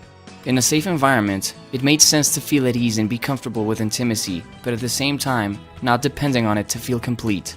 Such environment caused people to develop a secure attachment style. We no longer live in hostile environments like these, but our brains haven't evolved that much. Attachment is as much part of us today as it was for the people who lived in this world thousands of years ago.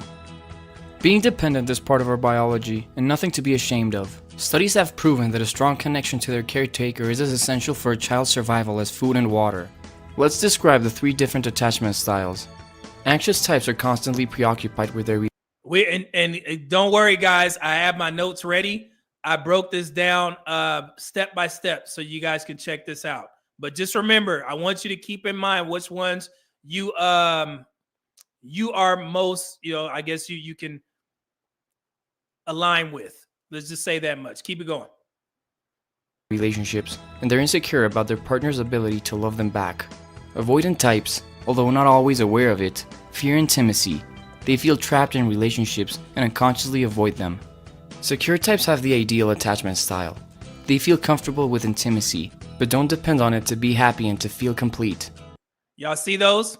Anxious, avoidant, and secure.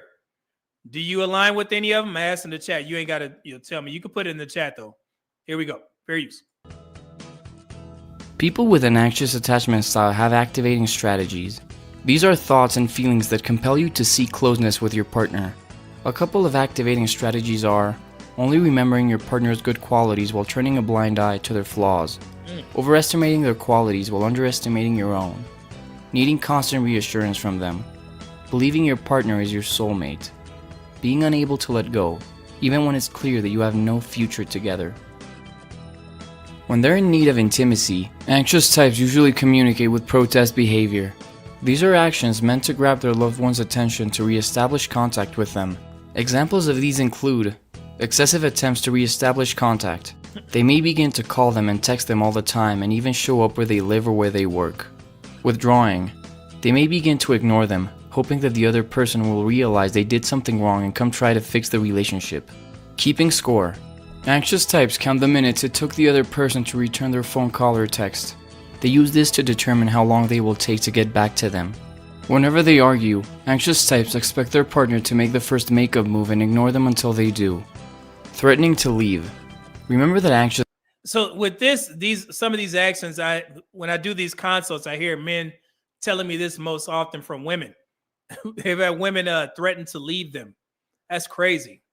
Anxious types need constant reassurance from their partner. They may threaten to leave them, but they're just testing their partner's love for them. What they really want is for their partner to try to stop them from leaving. Manipulations. They may ignore phone calls and pretend to be busy when they're not, making their partner jealous. They may begin to talk about their wonderful ex-boyfriend or girlfriend, or about the amazing guy or girl they met the other day. Avoidant types are programmed to find faults with their partners when their relationship starts to get intimate. These are known as deactivating strategies. Avoidant, and we've covered this before, where I showed you guys my medical records, where I have an issue. I used to have an issue with commitment, and this was one of the things that I would do.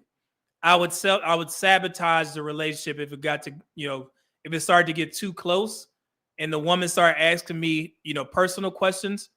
In my mind, that makes me think that she's trying to get more serious, even though I may have been honest with this woman and told her I didn't want nothing serious. Once she starts getting comfortable, spends more time around with you, she's going to start trying to not necessarily pry, but she wants to know more about you because she likes you. But as soon as I heard a woman start asking me about my family, I would immediately get turned off. And again, that was something that I had to work through. Okay, because I'm like, nah, man, we supposed to keep this here at surface level. Why you asking me all these questions? Don't be asking me. But she just like in her mind, like, man, I like you. I want to know about you. Even though you told me what it was, I still like you. But I didn't know how to handle that. So you start to sabotage the relationship, so to speak, so you can get up out of there. All right, so let's continue. A deactivating strategy is a behavior or a thought that is used to diminish the attraction for another person. It's a way for these people to suppress their desire to seek closeness. Longing for the phantom ex, looking for the one. Nothing screams I have an avoidant attachment style louder than this. One would assume that avoidants are consciously avoiding relationships, that they're people who always want to be alone, but this is far from the truth. You know what? I see that a lot in these spaces, a lot from the guys. You know, and that's why I put out the Sigma videos, because I can absolutely relate. I'm pretty much self-sufficient outside of my, my marriage. But before this, yeah, it would take an act of God for me to ask for help. Even if I knew somebody had a certain skill set, I wouldn't even ask until they would try and, insert themselves in the issue that I'm having. Be like, hey, man, I could do this or whatever. And I'm like, oh, okay, cool. And then I'll make sure they have every opportunity to help me. But it was just very tough for me to ask for help.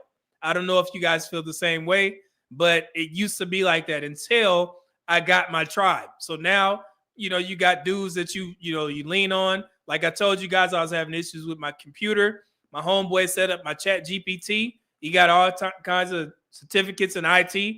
Like, man, I'm finna put this dude to work. And he hooked me up. So that's the importance of having a nice little circle of respected men. So let me get the super chat real quick before we keep to Darwin McPherson. And that name sounds familiar. What up, though? $5 super chat. Oh yeah, I seen brother. I seen some of your videos popped up on my my feed, man. Yeah, this brother cold. I've seen some of your videos, man. Darwin McPherson, absolutely, brother. Good to see you here. $5 super chat. Said used to be anxious avoidant, but now I don't give a F. It's funny. Might be my problem, but if I can't use a woman, I don't care if she bounce. If a woman sound any alarms, I'll peel. Yeah, I used to definitely be like that. And going to therapy, and like I told you guys, the issues that I had to work out. Thank you, Darwin. I had to build myself up into becoming somewhat of a secure attachment style, because I was not fit to get married if I didn't know how to appreciate a person who was healed. And I didn't at the time. I felt, and when you go to therapy, they give you homework. So I used to have this workbook where I used to have to fill out certain traits that I thought turned me off. And it was so funny when I gave it back to my therapist. She was laughing at the most of them. She's supposed to be laughing at this stuff, but I just remember that part where she gave me the little workbook and she was reading them off. She was like, that's not attractive to you? That would turn you off? And it was just so funny. But I was like, yeah, I can't present this side of me to my future wife, because she would deserve better than that. I knew that because you deal with good women, and I understood that I was a problem if I was in avoidant attachment style. It just wasn't conducive to my future marriage. So the place that I am now is definitely not the place that I was when I was on the dating market, if that makes sense. So again, thank you, Darwin. I appreciate that. All right, let's get back to it. Fair use, fair use. Here we go. Avoidants, in fact, fall in love very easily, but only with people that give them enough space to fantasize. The reality is that they fear intimacy, but instead of admitting this to themselves, they fall in love with people that are emotionally or physically unavailable, people they can't be with. An avoidant wants a soulmate, the one perfect person they have to find and be with for the rest of their lives. They strongly believe that once they do, there will be no work required to maintain the relationship. In their minds, Everything will flow naturally and the honeymoon phase will never fade away. It sounds romantic, but no person and no relationship is perfect. These high expectations make every new potential partner another major disappointment. And for this, ladies, I'm specifically talking to black women. Did y'all hear that? No relationship is perfect. No man, no woman is perfect, man. So the longer y'all keep putting all these damn preferences and standards, you're going to be ass out. All right? Read this book. Here we go. this reason, they lose interest in them and keep searching for the perfect person they will never find. The avoidance mission is to find the one, and throughout their lives, they will meet different people that at first seem to have this potential. The problem is that the more time they spend with them, the more real, less attractive, less smart, and more annoying they seem. They will inevitably feel disappointed, they will lose interest, they will start feeling trapped, and resentment will kick in. Their need for space will cause them to break up or provoke the other person to do so. But once the ex-lover is no longer around, they will forget why they lost interest in them, and they will deceive themselves by thinking they lost the love of their lives, their soulmate. Any normal person would heal and move on after some time, but the avoidant won't, because unconsciously, he doesn't want to. This is because the strong feelings they have for their ex get in the way of any potential new relationship, and they are scared of relationships. Committing to a person is frightening to them, and by focusing on their unrequited situation, they allow themselves to ignore all the other possibilities and evade relationships entirely. In short, committing to a person that is rejecting you is in reality a way of not committing, meaning that the Phantom X is just an excuse to remain single. This is somewhat explaining we call it in these spaces the one-itis. A lot of guys I notice get trapped in that. You're like, man, I just want her to do right. This one woman, I want her to do right, when you have to understand the difference between scarcity and abundance mindset.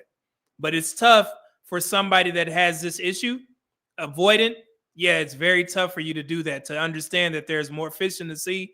Even, you got multiple men on these platforms saying the same thing. It's not as easy as, we're saying it, especially when you are attached to that woman.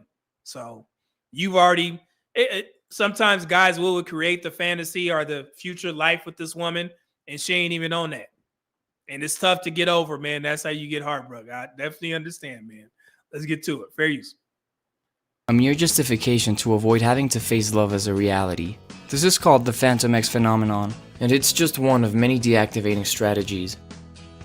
Some other deactivating strategies are leaving when the relationship is going well, being unable to say I love you, even when it's expected, it's too uncomfortable, thinking you're not ready to commit, magnifying their imperfections while disregarding their qualities, being unfaithful, falling in love with a person that is unavailable, keeping secrets from your partner to maintain your independence, avoiding sexual contact or any kind of physical closeness.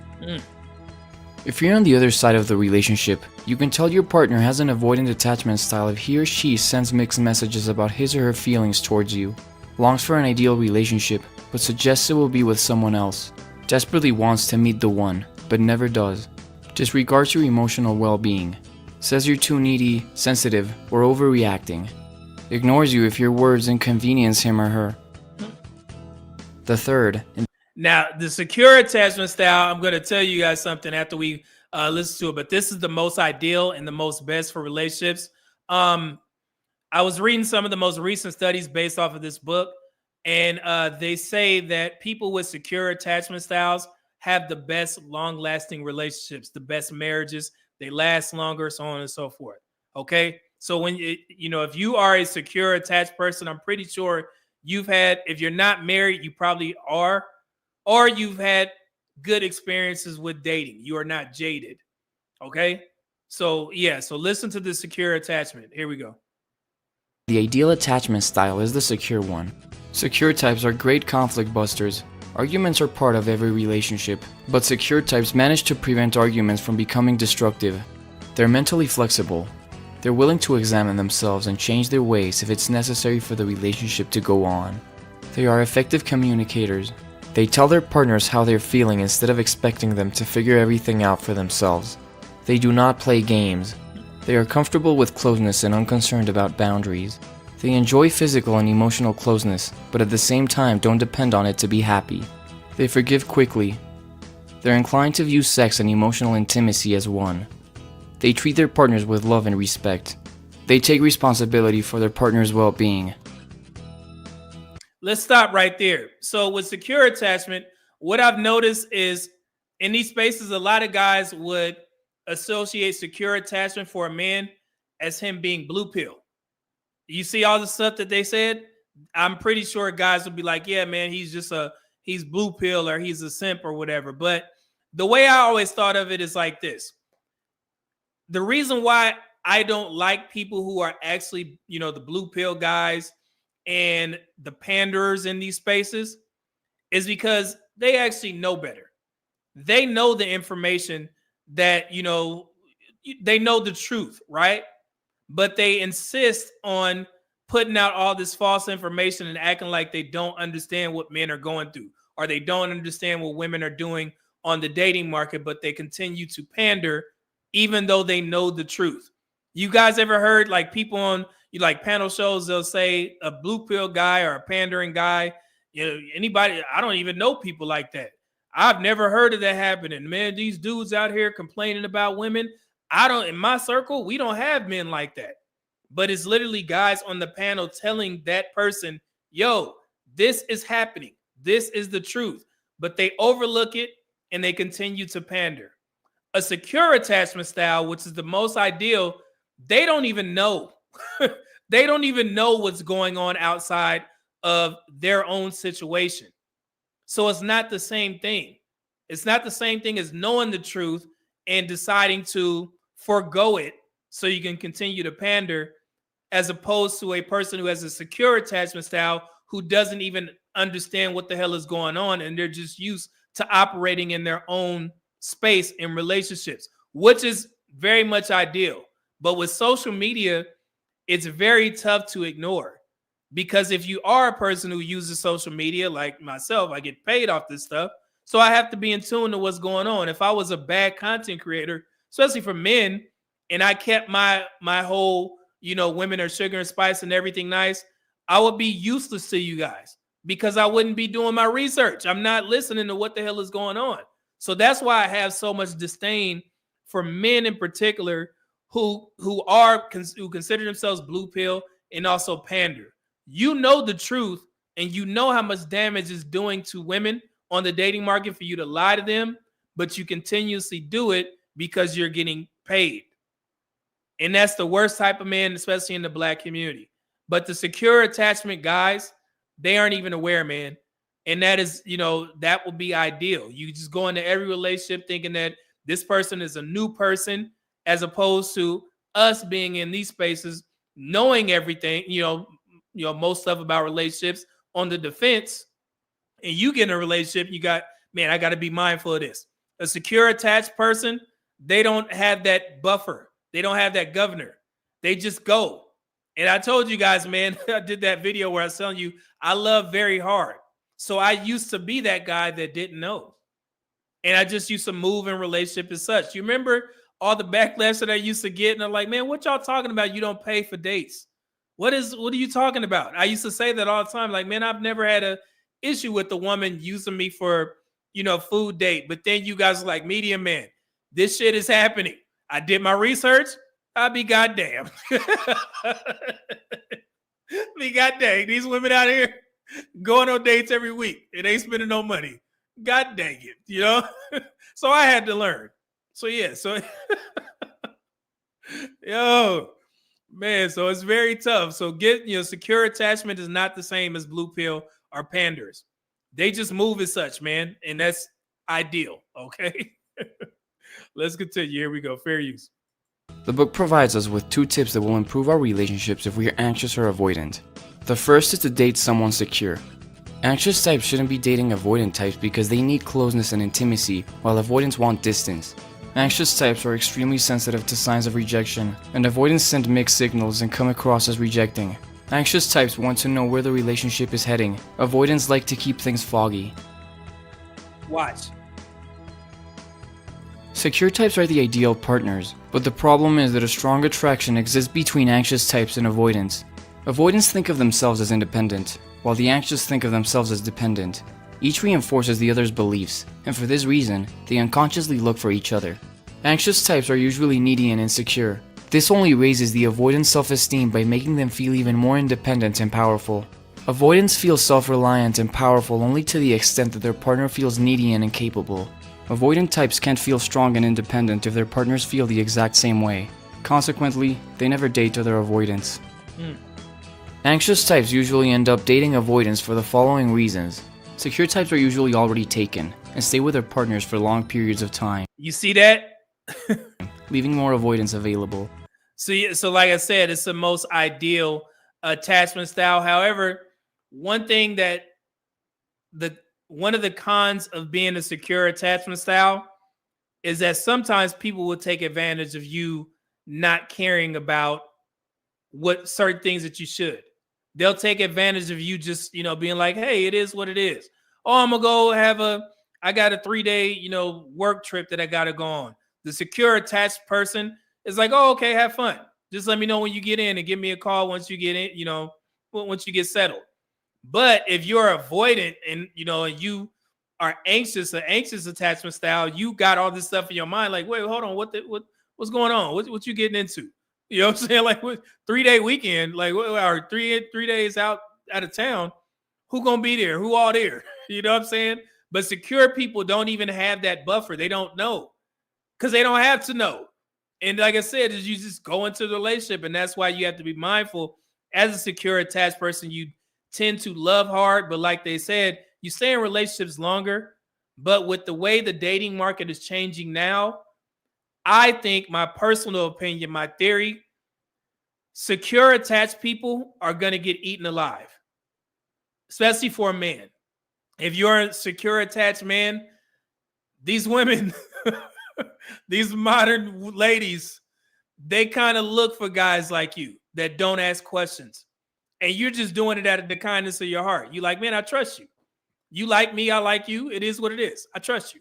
But today's dating market, it is very tough. And I try and be mindful of that when I do I'm not a relationship coach, but I try to bring up this book, and I acknowledge it. Like, yeah, you seem like a secure attached person, so you need to be mindful of this. And for them, it's even tough to even say that. Like, look out for what? I like this woman. I love her.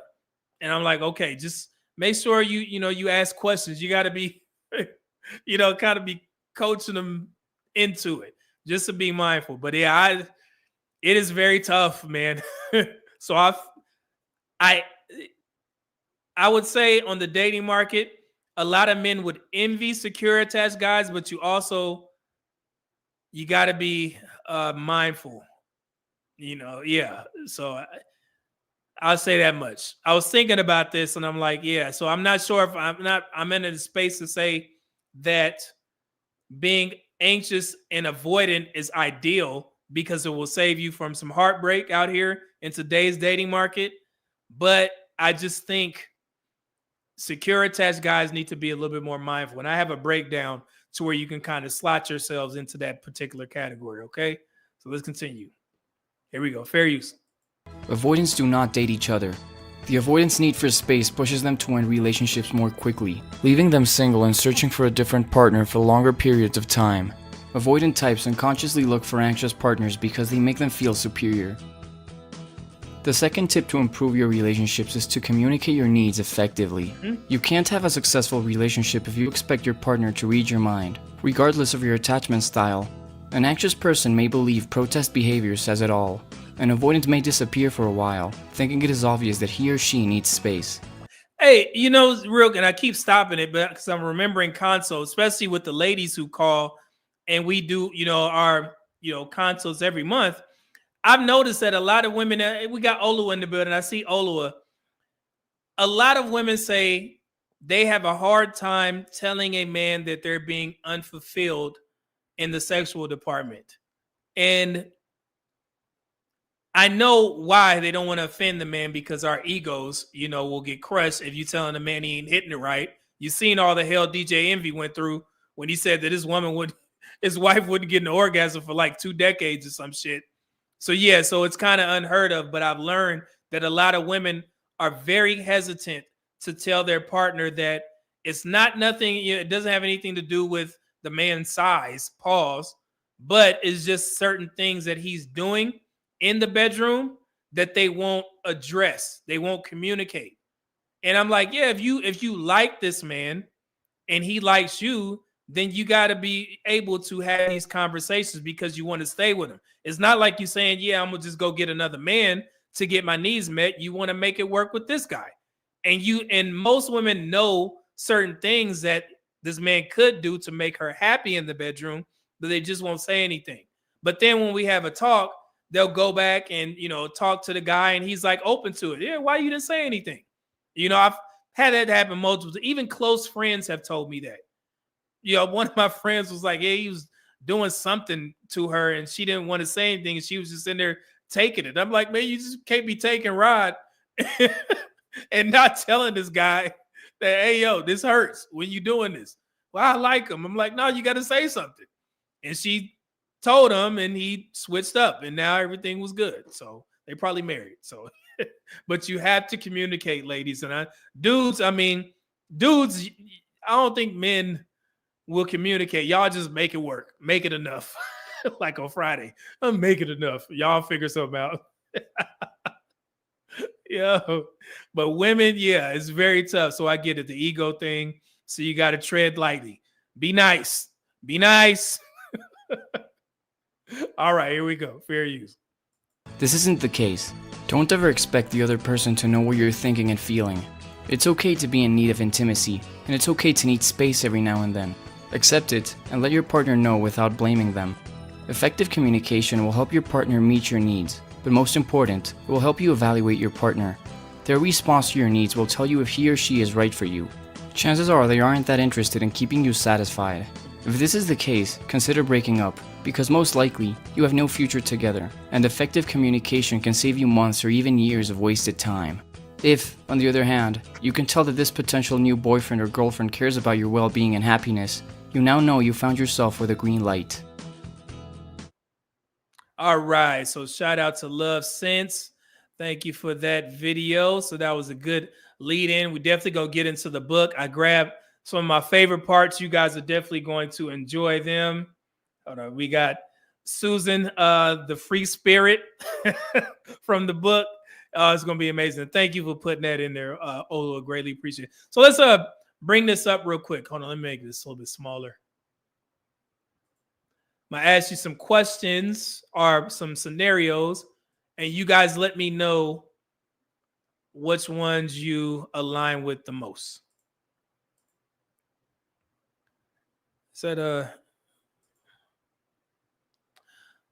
Okay, so these are from my notes, the comparison chart from the three main attachment styles. So at the top there, it says category. You have avoidant, anxious, secure. So the core belief of an avoidant attachment style: I can only rely on myself. Closeness is risky. If that's you, put a 1 in the chat. Anxious attachment: I must stay close or I'll be abandoned. Put a 2 in the chat. Secure attachment: I'm worthy of love and others are generally trustworthy. Remember, like I said, put a 3 in the chat if you align more so with that. Okay. And we're going to go down the list. So 1, 2, 3. Every time I mention a category, you can continue with the process. So your view of self: are you self-sufficient, independent, may downplay your own needs? That is avoidant attachment. That will be a 1. Then anxious attachment: worries about being unworthy or not enough. Anxious attachment, 2. And then number 3, secure attachment: confident and self-accepting. That will be 3. And then let's see, your view of others: distrust others or sees them as too needy. Avoidant attachment. Anxious attachment: sees others as unpredictable or likely to leave. Anxious attachment: I see a lot of guys in these spaces like that. And then secure attachment: sees others as dependable and caring. Man, secure. And then comfort with intimacy. Avoidant attachment: keeps emotional distance, avoids vulnerability. It sounds like these spaces, man. But sometimes you don't have a choice. It's very tough because that shit, you're going to be, You're gonna end up on a TikTok or something. You know, this man told me. Story time. Anxious attachment. Craves closeness, but fears rejection. Man. Secure attachment. Comfortable with closeness and independence. Secure is just on it. Emotional regulation. Avoidant attachment. Shuts down, suppresses feelings. Anxious attachment. Highly emotional, easily triggered. Secure attachment. Balance, can express emotions without extremes. And then let's go here. I'm not going to read all this shit, but I will read this one. Relationship challenges for, which one was this one? Avoidant. Can seem emotionally unavailable. Anxious, can overwhelm partner with demands. Insecure, balances needs well, though may struggle with incompatible partners. Okay. Let me look at the chat and see what we got going on here. Let me see. Try and get as many as I can. Okay, erroneous E is 1. You said 1 that is avoidant. Poolman said 1. 1 Mr. Ham. 2 anxious. King Porter says 1 and 2. Avoidant and anxious. William 3. Yeah, and I gathered that. William, I definitely understand. Brother, you all right, man. I can I'm gonna co-sign that. William, yeah, he's that. You are secure, brother. Project Leroy, 1. I keep messing up. Avoidant. Hitman X, 3. Secure. Okay, got secure brothers in here. Like to see that. Ty Pro. Core belief is for show therapy talk. Yeah. And military talk. We talk about core beliefs, core values and shit. Sammy, what up though? 2.5. Okay. Jamari, number 3. Okay, secure. There we go. Okay, I see these secures. Okay. Somebody said no comment, Malik. That's funny. Chris, 3. Okay, secure. Yeah. No, you know what? I can kind of, just by the way some of y'all comment, I can tell, because it's if you're in these spaces for a secure person, I would have to assume that it's a battle to believe all of this stuff that we present in these spaces. Especially as a man looking at all the, the data and, the talks, and you see how women are moving and shaking on the dating market, it may be tough for you to, be like, God dang, man, this is really happening. But if you're in these spaces as a secure attachment style man, then that means that you're aware of it and you're not overlooking it, which is something that a blue pill or a panderer would do on purpose. You see the difference? So yeah, I could definitely understand how this stuff maybe, it was troubling for me to understand most of the stuff that I've learned from being a content creator. I'm not even gonna lie to y'all. Yeah, so I could definitely understand if you're a secure attached style guy and you listen to, even my content is light, but yeah, it would be a culture shock, so to speak. It's for you. Yeah, man, that's crazy. But anxious and avoidant, I think these spaces are easier for you all to grasp because you guys are already somewhat on the defense. And then especially with the guys who get really triggered, the anxious attachment style, I can definitely see that coming out. The avoidant is like, yeah, man, these H words ain't ish. And you just live with it. It's easier for you to grasp the RP type of stuff. It's like, yeah, it is what it is. It's like, yeah, I knew it. I just needed some confirmation on it. I accept it and I move on. I move accordingly. So yeah, I definitely understand. Will, what up the 199 super chat said, I believe. I just think it's stupid. Yeah, it is. It's same thing, man. I keep mentioning. I gotta reach out to Hamp. This might be risky. When I did the interview, my few interviews that I did the interview with him.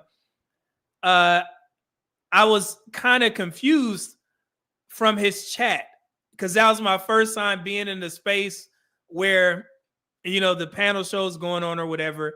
But I felt that I was conveying my message with statistics and facts. And I'm just like, you know, coming into this conversation in good faith. Me and Hap had a great conversation.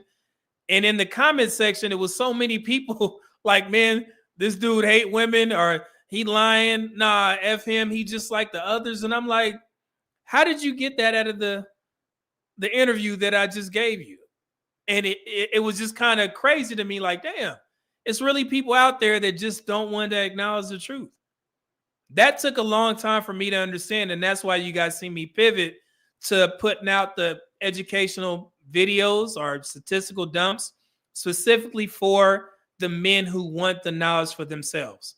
Because when I tried to come at it to educate Black women, I got pushback. Like, he, you know, oh man, F him or whatever. I'm like, wait a minute.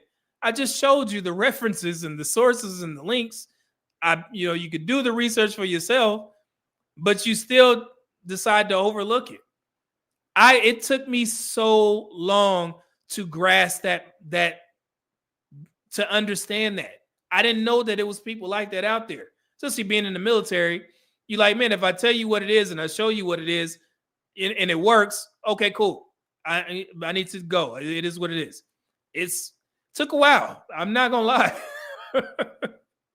Yeah, it still takes a while. I'm still confused. And that's why I can't watch panel shows, because of, you know, it's so much false information being spread. It definitely will get my, you know, my blood pressure will rise. So I just had to remove it completely. I'm like, why would you think that? Why would you think it's a lot.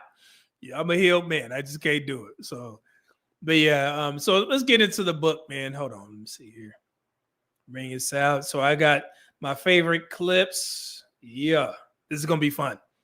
And I got a bonus at the end of this live stream for you guys to help you out with questions, because I know right after we talked about marriage minded, I got like maybe damn near 4 or 5 consults from dudes, and we went down the list of pertinent questions that you should ask a potential, you know, wife, a woman that you consider wife material. I got that for you guys. Pooh Man, $2 just said, medium man, I'm indifferent. I lead heavily towards avoidant. Okay, cool. Yeah, it's like I said, I was avoidant for a while. But like I said, therapy, I had to figure out certain things to become secure, just so I could be useful to my marriage. And like I said, I was a poor husband for, you know, my daughter's mother. I didn't know what being a husband meant. Didn't understand none of that shit. I just wanted a woman there that could greet me when I came back from deployments. And she was gorgeous, beautiful woman. And we got married for the wrong reasons. This is a conversation that we had after the fact, after we divorced. And I told her I apologized to her. I really wished I would have knew. And it took me a while from that divorce, from 2007 until, you know, when I started being open to the idea of getting married. It took a lot. I had a lot of maturing to do, because one thing I wasn't going to do is give my future wife the same version that I was with my daughter's mother. And I had to really work on that. And that's something that us as men, we have to be very sure to, you know, when you want to get married. Okay. So yeah, so hopefully y'all understanding what I'm saying. Let's see here. All right, so let's get to the book. This is attached. Here we go. Fair use. The 3 attachment styles in everyday life. 5. Living with a 6th sense for danger. The anxious attachment style. Now the book. The famous 17. The book, since you guys just identified which ones you lean towards, this is going to, you know, I guess, stamp it down. Let me know if you relate. Here we go. 19th century philosopher Baruch Spinoza said, "All happiness or unhappiness solely depends upon the quality of the object to which we are attached by love." So choose wisely when you are getting involved with someone because the stakes are high. Your happiness depends on it. We find this to be particularly true for people with anxious attachment style. People with an anxious attachment style are indeed more vigilant to changes in others' emotional expression and can have a higher degree of accuracy and sensitivity to other people's cues. That's absolutely heightened if you listen to these spaces as a man. You guys should be aware of everything. A woman's mood changes. She looking at her phone too much and shit. I'm pretty sure y'all brothers be on it. So, However, this finding comes with a caveat. The study showed that people with an anxious attachment style tend to jump to conclusions very quickly, and when they do, they tend to misinterpret people's emotional state. Only when the experiment was designed in such a way that anxious participants had to wait a little longer, they couldn't react immediately when they spotted a change, but had to wait a little longer, and get more information before making a judgment, did they have an advantage over other participants. This is an important lesson for someone with an anxious attachment style. If you just wait a little longer before reacting and jumping to conclusions, you will have an uncanny ability to decipher the world around you and use it to your advantage. All right. Did y'all hear that? My avoidance. But shoot from the hip, and you're all over the place Or making anxious, my bad. misjudgments and hurting yourself. Once activated, they are often consumed with thoughts that have a single purpose: to reestablish closeness with their partner. These thoughts are called activating strategies. Activating strategies are any thoughts or feelings that compel you to get close, physically or emotionally, to your partner. Once they respond to you in a way that reestablishes security, you can revert back to your calm, normal self. 6. Keeping love at arm's length. The avoidant attachment style. The lonesome traveler. Most of us are fascinated with people who go out into the world on their own, without any hindrances or obligations, without feeling the need to address or consider others' needs. From fanciful characters like Forrest Gump to real-life pioneers like Dian Fossey, such lonesome travelers often have strong principles and ideological motivations. Metaphorically speaking, we view people with an avoidant attachment style as lonesome travelers on the journey of life and relationships. Where my avoidance at? Does that sound true? Like Chris, they idealize a life of self-sufficiency and look down upon dependency. If you have an avoidant... Who that sound like? Sound like me. That's how I told you guys all the stories, man. So now this, the Sigma stuff is starting to add up, man. attachment style, the lesson Chris ultimately learned, that experiences are only meaningful when shared with others, is key to your happiness as well. In this chapter, we look at the ways in which you, the lonesome traveler, manage to keep your distance even when you're with someone you love. We help you gain insight into why you behave as you do in relationships and how that behavior is stopping you from finding true happiness in your romantic connections. If you belong to the remaining 3/4 of the population, chances are that you know, or may someday get involved with, someone avoidant.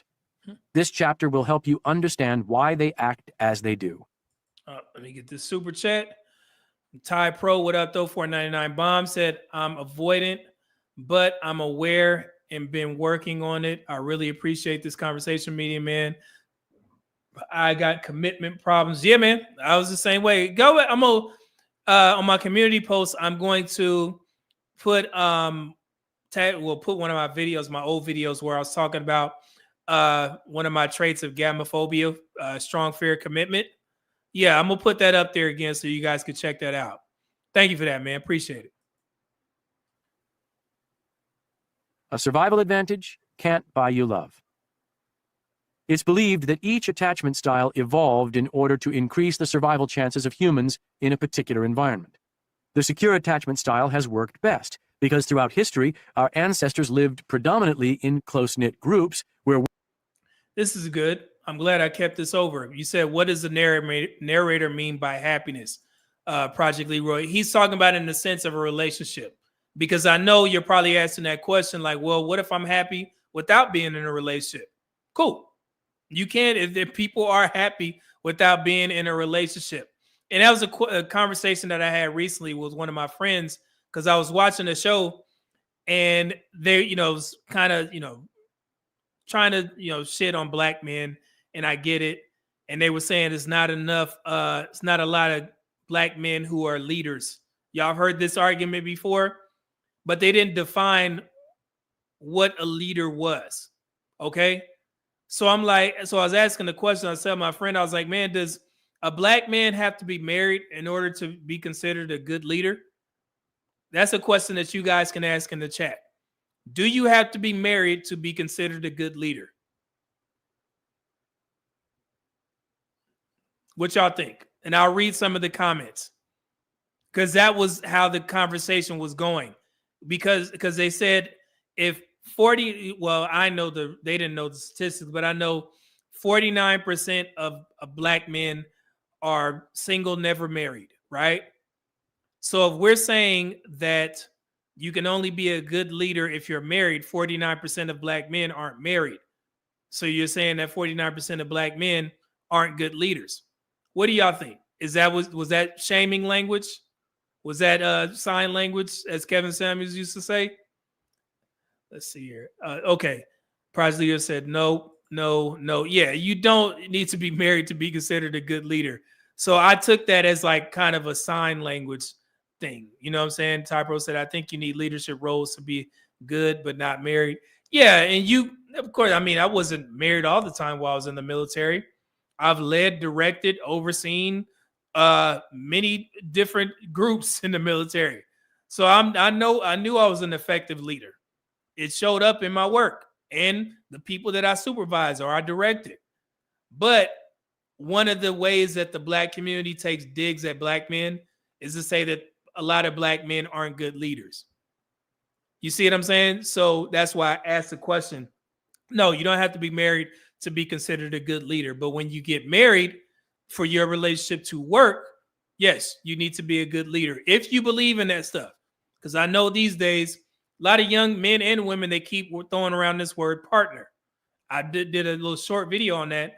That used to be relegated to the LGBT community, but now I see men and women saying partner. I'm looking for my partner or my person and all this type of stuff. And even, being in these places, I slipped up today and I said person, I think. Yeah, but I'm listening to one of these damn shows. But yeah, it's a little bit different. But yeah, when you get married, you need to be a good leader. So that was it. So, all right, let's continue. Here we go. Fair use. Working together was by far the best way to secure their future and that of their offspring. To ensure the survival of the species under any condition that might arise, however, more than one strategy was called necessary. For those born into hostile conditions in which large numbers perished from hunger, disease, or natural disasters, skills other than collaborative ones became more important. Those individuals who were able to detach and be self-sufficient were more successful at competing for limited resources in these extreme environments, and so a segment of the population leaned toward an avoidant attachment style. To stay alive. Unfortunately, the survival advantage for the human race does not necessarily translate into an advantage for the avoidant individual. In fact, studies show that if you have an avoidant attachment style, you tend to be less happy and satisfied in your relationships. So do you guys agree with that or not? And the reason why they're saying, if you're avoidant, typically back in the day, and the book goes into a little bit more detail about this, when you had people that you could rely on back in the Stone Age days or whatever days, where you used to have to scrounge for food and shit, if you had a group of people, then you would live a little bit longer, or you would be able to sustain yourselves a little bit longer if you had people around you. And if you were avoidant, you were more vulnerable, okay? Because you didn't have people that you can rely on. Make sense? So yeah, so let's continue. Fair use. The good news is that it doesn't have to be that way. You don't have to be a slave to evolutionary forces. You can learn what does not come naturally to you and improve your chances at developing a rewarding relationship.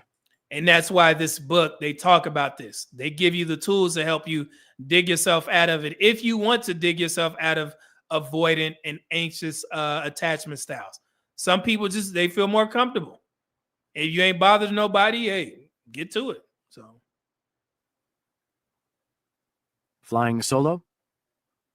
It's important to remember that the avoidant attachment style always manifests itself. It determines to a great extent what you expect in relationships, how you interpret romantic situations, and how you behave with your date or partner. Whether you are single or involved in a relationship, even a committed one, you are always maneuvering to keep people at a distance. Susan, who has an avoidant attachment style, describes herself as a free spirit. Free spirit. Here we go, y'all. I'm pretty sure y'all done heard this. Let's see what Susan got to say. She gets involved with men, sometimes for more than a year, but then eventually tires of them, moves on to the next conquest, and jokingly refers to the trail of broken hearts she left behind. She sees need as a weakness and looks down on people who become dependent on their partner, mockingly referring to such situations as jail time. So women, hey, you guys are not absolved of this. We see this all the time on social media. I think it was just a woman that went viral for saying, nah, I'm not going to share all the great things that my husband is doing on social media. I'm not going to put the pictures up there. Do you know how many avoidant attached women was under this comment section saying, hey, yo, something wrong with you. You crazy. You know, and we see this all the time. It's a bunch of women out there. Same thing. So it makes sense. Free spirit. She's like, hey, man, I'm just getting mine. So women, you are avoidant attached as well. Just like guys, you know, take their time away. Women leave relationships, and some women just useful to the group. It is what it is, and you got to take them for what they are and use them as such. I don't know what else to tell you. So here we go. Are Susan and others with avoidant attachment styles simply devoid of the need to meaningfully connect with a significant other? And if so, doesn't that contradict the basic premise of attachment theory, that the need for physical and emotional proximity to a spouse or lover is universal? Answering these questions isn't an easy task. Avoidants are not exactly open books and tend to repress rather than express their emotions. This is where attachment studies come in handy. 7. Getting comfortably close. The secure attachment style. Here we go. Writing about people with a secure attachment style seems like a boring task. After all, what is there to say? If you're secure, you're very reliable, consistent, and trustworthy. You don't try to dodge intimacy or go nuts over your relationships. There's very little drama in your romantic ties, no high and lows, no yo-yos and roller coasters to speak of. So what is there to say? Actually, there's a lot to say. In the process of understanding attachment and how a secure bond can transform someone's life, we've grown to admire and appreciate the secures of the world. Hey, They're attuned to you've heard me say that multiple times, man. It took a while for me to get to get a smidget of what's going on with secure attached people. So I definitely applaud you guys if that's how you view the world. That's definitely a skill, you know, to be a secure attached person, to be born like that, you know. It's so many more questions that I would love to ask secure attached folks, because this is probably a question that you guys can answer yourselves. When you were young, when you were a kid, was your family affectionate? Did you routinely tell each other that, you know, hey, I love you? Or did you kiss each other on the cheek or something like that? Did you hug a lot? Was that your family dynamic when you grew up? That wasn't mine. It wasn't mine at all. I mean, my mother's actions showed me that she loved me, and my actions showed my sisters and brothers that I loved them. But we were never a family that told each other I love you. Seriously, we never, you know, like hugged like that, but we were close. But I never grew up in that type of environment, which, you know, in the book, again, it's an amazing book, opened up so much to where I was able to have these conversations with my mother before she passed. Yeah, it was just kind of awkward. And I remember when I started going to therapy, I did this to my sister. I came back from a deployment and I tried something different because I'm getting in tune with my feelings. I'm thinking that this therapy is helping me. And when I came home, I went to my grandmother's house and the whole family was there. I'm, you know, hugging people. They're like, hey, it was good to have you back or whatever. And so I know my sister is my second oldest sister. She's she's a strong-willed woman. And I knew it was going to catch her off guard, but I was like, I'm going to try something different.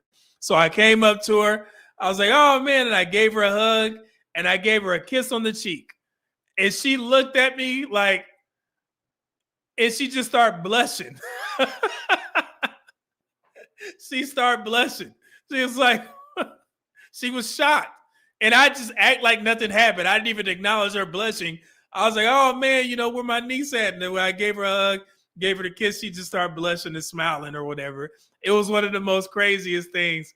And I did that on purpose. I was like, let me go ahead and try this. She was so, like, I guess, surprised that I did that, you know, and I got comfortable with saying I love them a little bit more because I didn't grow up with that. So I wanted to break that cycle once I created my own family or got married, and I had to step my game up to get more comfortable because, you know, my wife is secure attached. So I had to, I was, you know, and that's why I told you guys the story of how I really started to see her as somebody that I can marry. And it was just like nothing when I told her that I got orders to Cannon Air Force Base in New Mexico for the tail end of my career. My last 2 years in the military, in the Air Force, I was done with my tour in the, you know, Pentagon.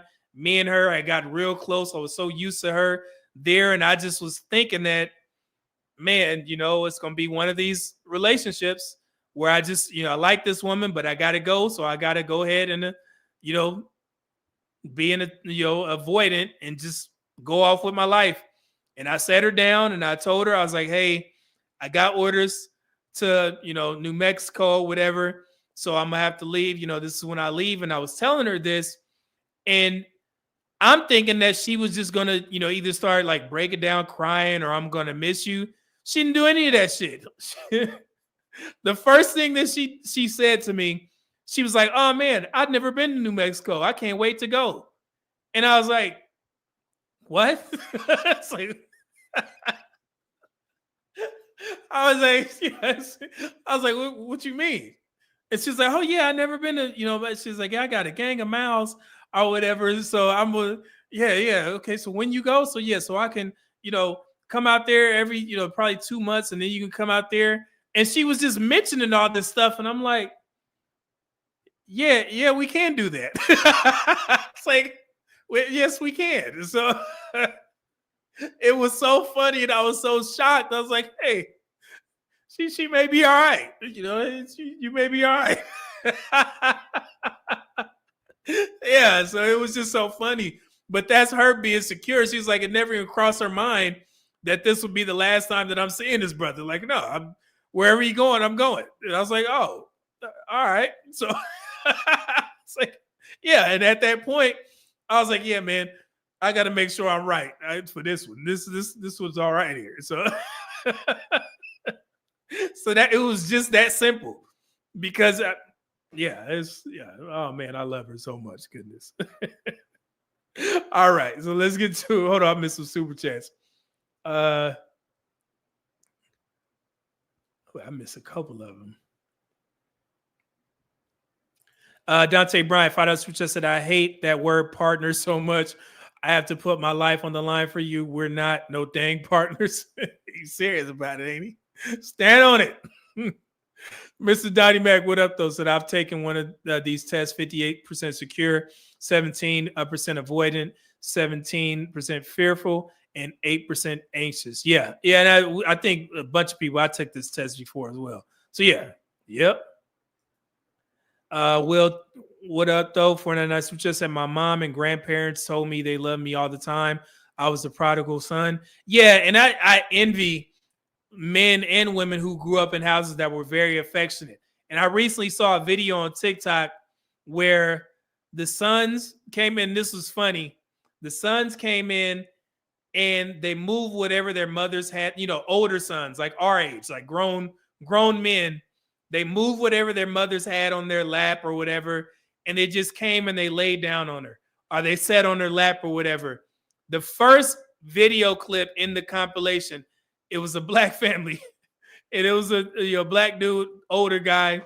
His mom was, you know, sitting in the bed, and he moved whatever she had on her lap, and he, you know, sat on her or whatever, like trying to hug her, and she pushed him off. And every black person in the comments was like, why are we like this? You know, but every other race of people, their mothers, they would, the grown sons would lay down in their mother's lap, and they would just immediately grab them and hug them and start, rubbing their head or whatever, or start rocking them. And I was like, man, that's crazy. Because I align with what the black parent did, not necessarily I tried to lay on my mom, but we was never affectionate like that growing up. So yeah, that was crazy.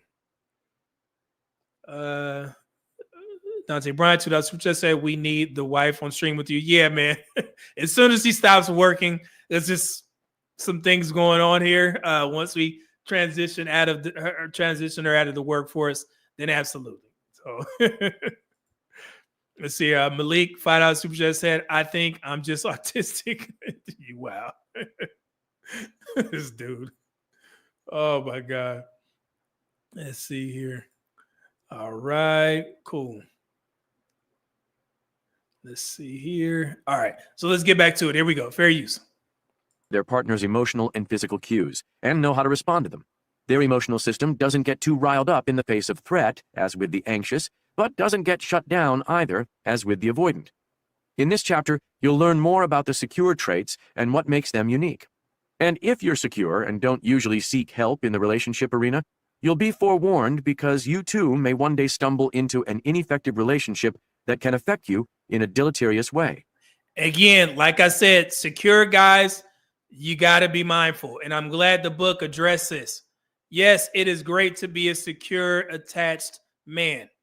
But today's modern dating market, I'm glad to see you guys here. Seriously, because I don't want you guys to get used for your kindness. And I'm a kind person, man. I'm very giving, and yeah, just be mindful. Just be aware. Keep doing what you're doing, but just be mindful, okay? And hopefully the content that I put out is not too harsh to where it scares you away and you start to rethink your secure mindset. Nah, keep it, man, but just be aware.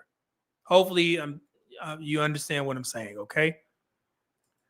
Erroneous E, $10 super chat said, only time I heard I love you growing up is when things were going bad. Maybe why I've always been adverse to saying/hearing it. Never thought about it till now. Got it. Get this book. Of course, I'm only sharing snippets of it. Please get this book, man. I was the same way. It's taught me a lot. Seriously. And I definitely think you saying that, you will benefit from this book. Okay? Let me give you a drop. I took it back to my old energy. And she telling me she feel the chemistry. That's bullshit. She just know I'm rich. But keep going, sweetie. All right. Thank you, good brother. And then we got Will again, 199 switch us at too late. I learned though. Okay. Yeah, as long as you learn, man. But keep your good heart. Keep your heart 3 stacks? Yeah, keep your heart. So you'll be all right, man. Fair use. Let's get to it. The secure buffering effect. Time and again, research shows that the best predictor of happiness in a relationship is a secure attachment style. Studies demonstrate that individuals with a secure attachment style report higher levels of satisfaction in their relationships than people with other attachment styles. You see? Can you recognize them on the basis of their charm, composure, or self-confidence? The answer to all these questions is no. As with the other attachment styles, personality or physical traits won't give secures away.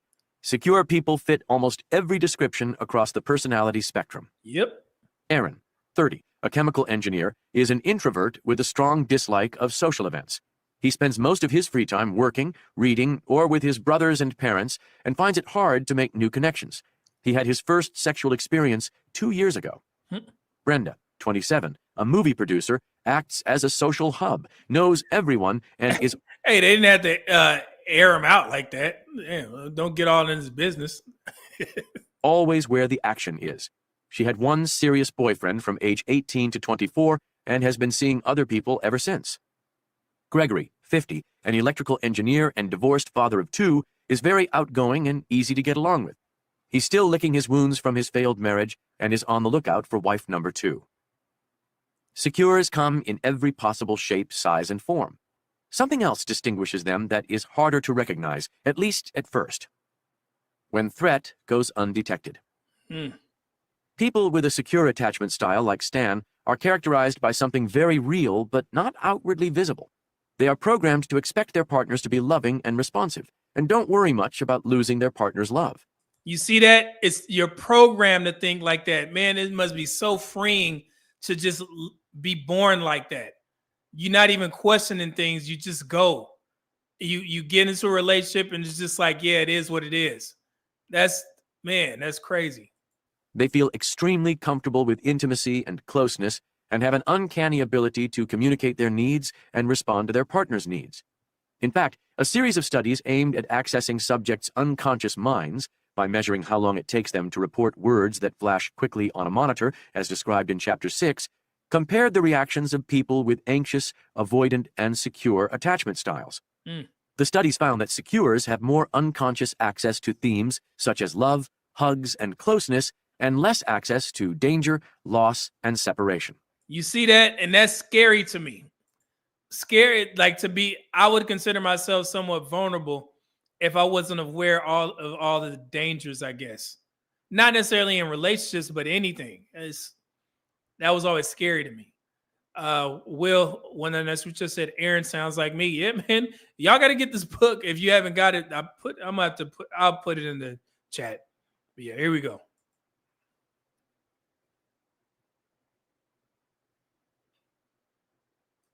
The negative, threatening themes didn't get through to them as easily. However, unlike avoidance, who didn't react to these words initially, but did react to them when they were distracted by another task, secures continued to overlook them even in the distraction condition. Unlike people with an avoidant attachment style, secures aren't concerned with threatening relationship thoughts even when they are caught off guard. In other words, they don't have to make an effort to repress these ideas. They simply aren't worried about these issues, either consciously or subconsciously. So you see that? And I'm going back to that blue pill, pander, insecure. They just don't know. They ain't got to worry about it because they don't have anything to worry about. That's why they're different, man. You gotta be mindful of these, blue pill and pandering guys, man. They know better. But secure, they just don't know unless you tell them. Are they over here? They like, oh, okay, now I understand. I understand it now. Lethal shooter. What's more, when secures were specifically, and in this experiment, consciously asked to think about separation, abandonment, and loss, they succeeded in doing so and did become more nervous as a result, as measured by skin conductance tests, which measure the amount of sweat on the skin. Remarkably, though, when they were told to stop thinking about these topics, their skin conductance abruptly went back to normal. So it seems that what may come as hard work for some, to keep an even emotional keel in the face of threat, comes effortlessly for someone secure. Effortlessly. Let's see here. Super chat, Mr. Donnie Mac, $5. Said, my last girlfriend wanted the two of us to take the test. Her results, 44% secure, 31% fearful, 19% anxious, and 6% avoidant. We broke up 2 months later. Oh, wow. Sorry to hear that, man. And thank you, Pooh Man, for putting the links in the description. Thank you. They simply aren't as sensitive to the negative cues of the world.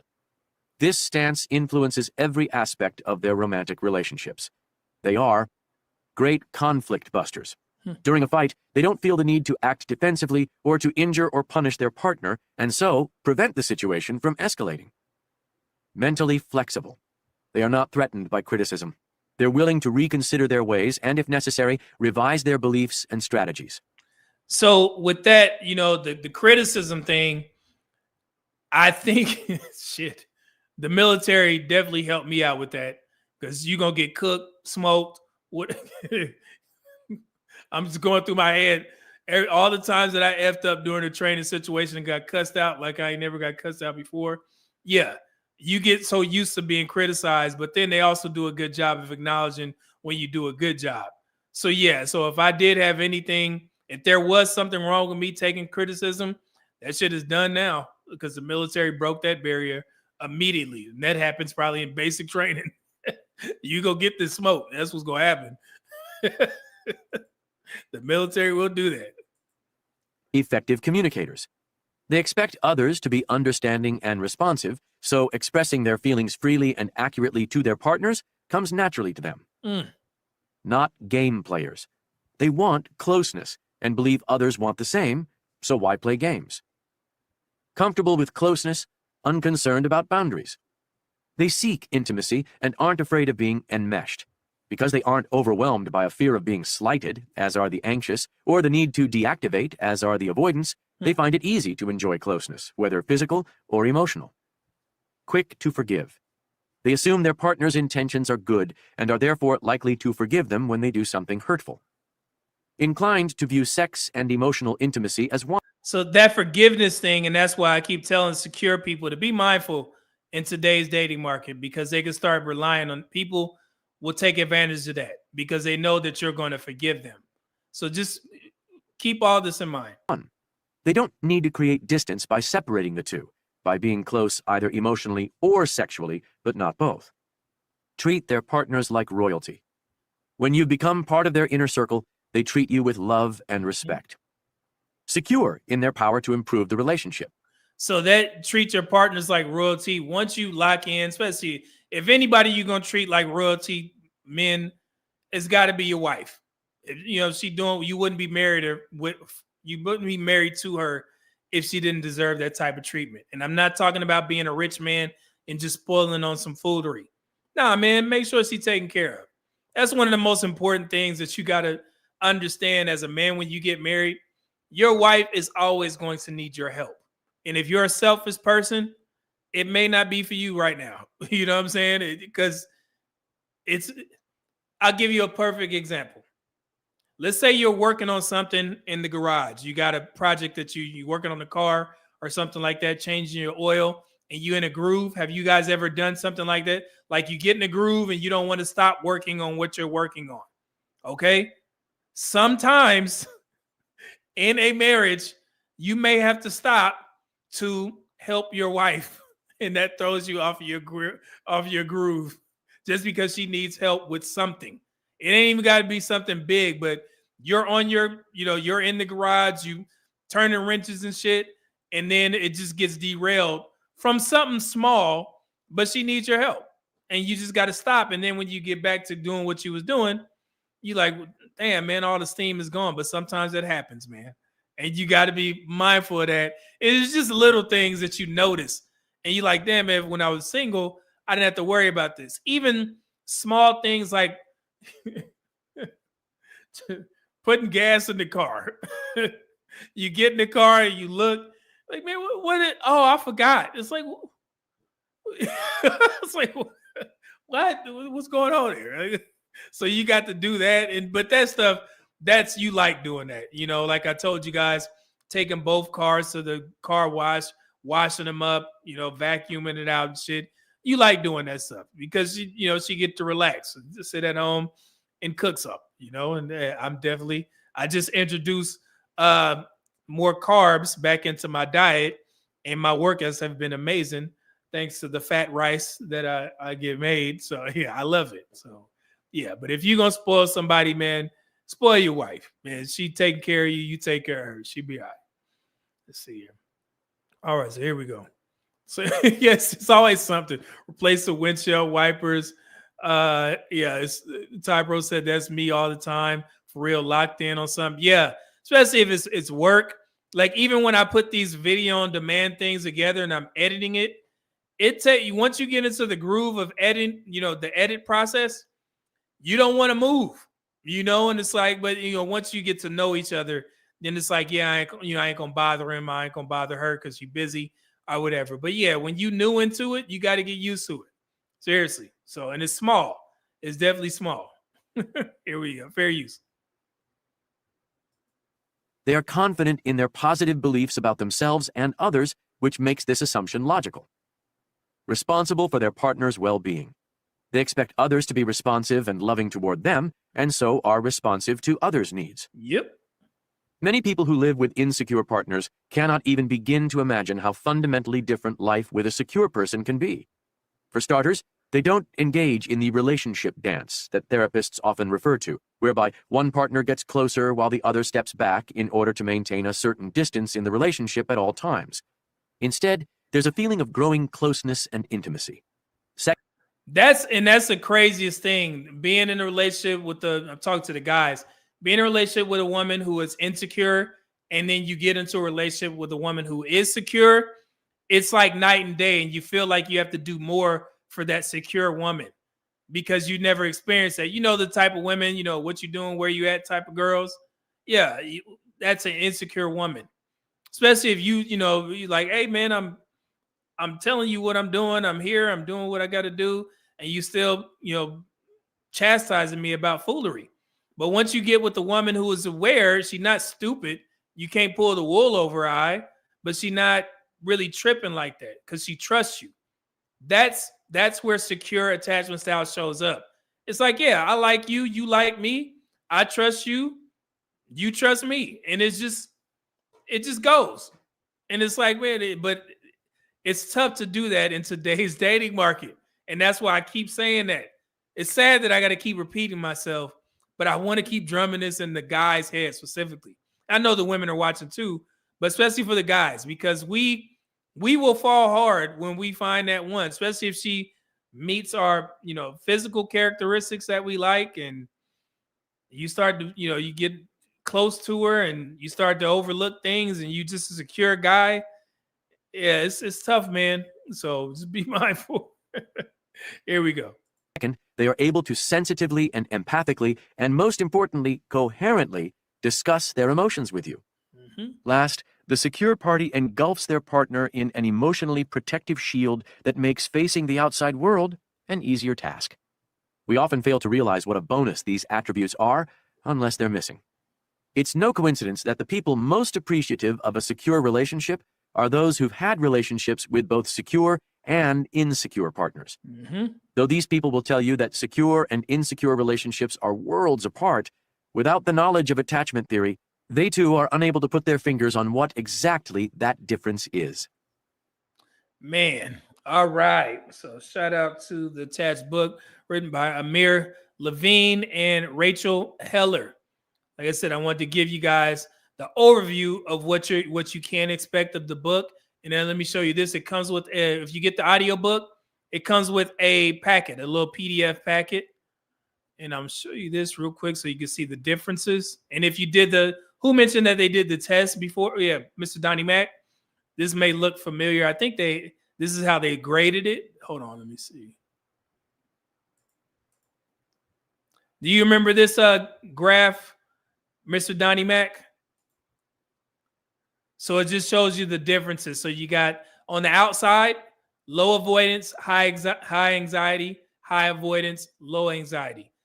And then you could just, you see what's going here. Anxious avoidant has their own characteristics, which is the least desirable because it's high anxiety and high avoidance. That could lead to definitely some health issues. And then you got anxious attachment style is high anxiety, low avoidance. And then secure, which is the most ideal, low avoidance, low anxiety. And then avoidant is low anxiety because you like, yeah, I already know what it is. I'm gonna just, you know, move accordingly. And then, but it's high avoidance. Okay.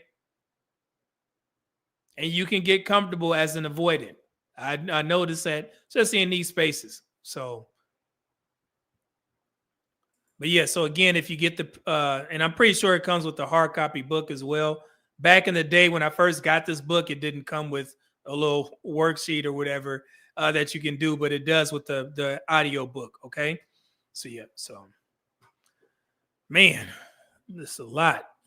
So hopefully y'all enjoyed that. Oh yeah, I did say I have a bonus. So this is for the guys who, I know we don't talk about you all a lot enough in these spaces, but for the men that still want marriage and you still are vetting women to see if they're marriage material, I put together this list, and of course, ChatGPT assists me as well. This is one of the workbooks that I used to get. It came from one of the workbooks that I used to get when I was in couples therapy.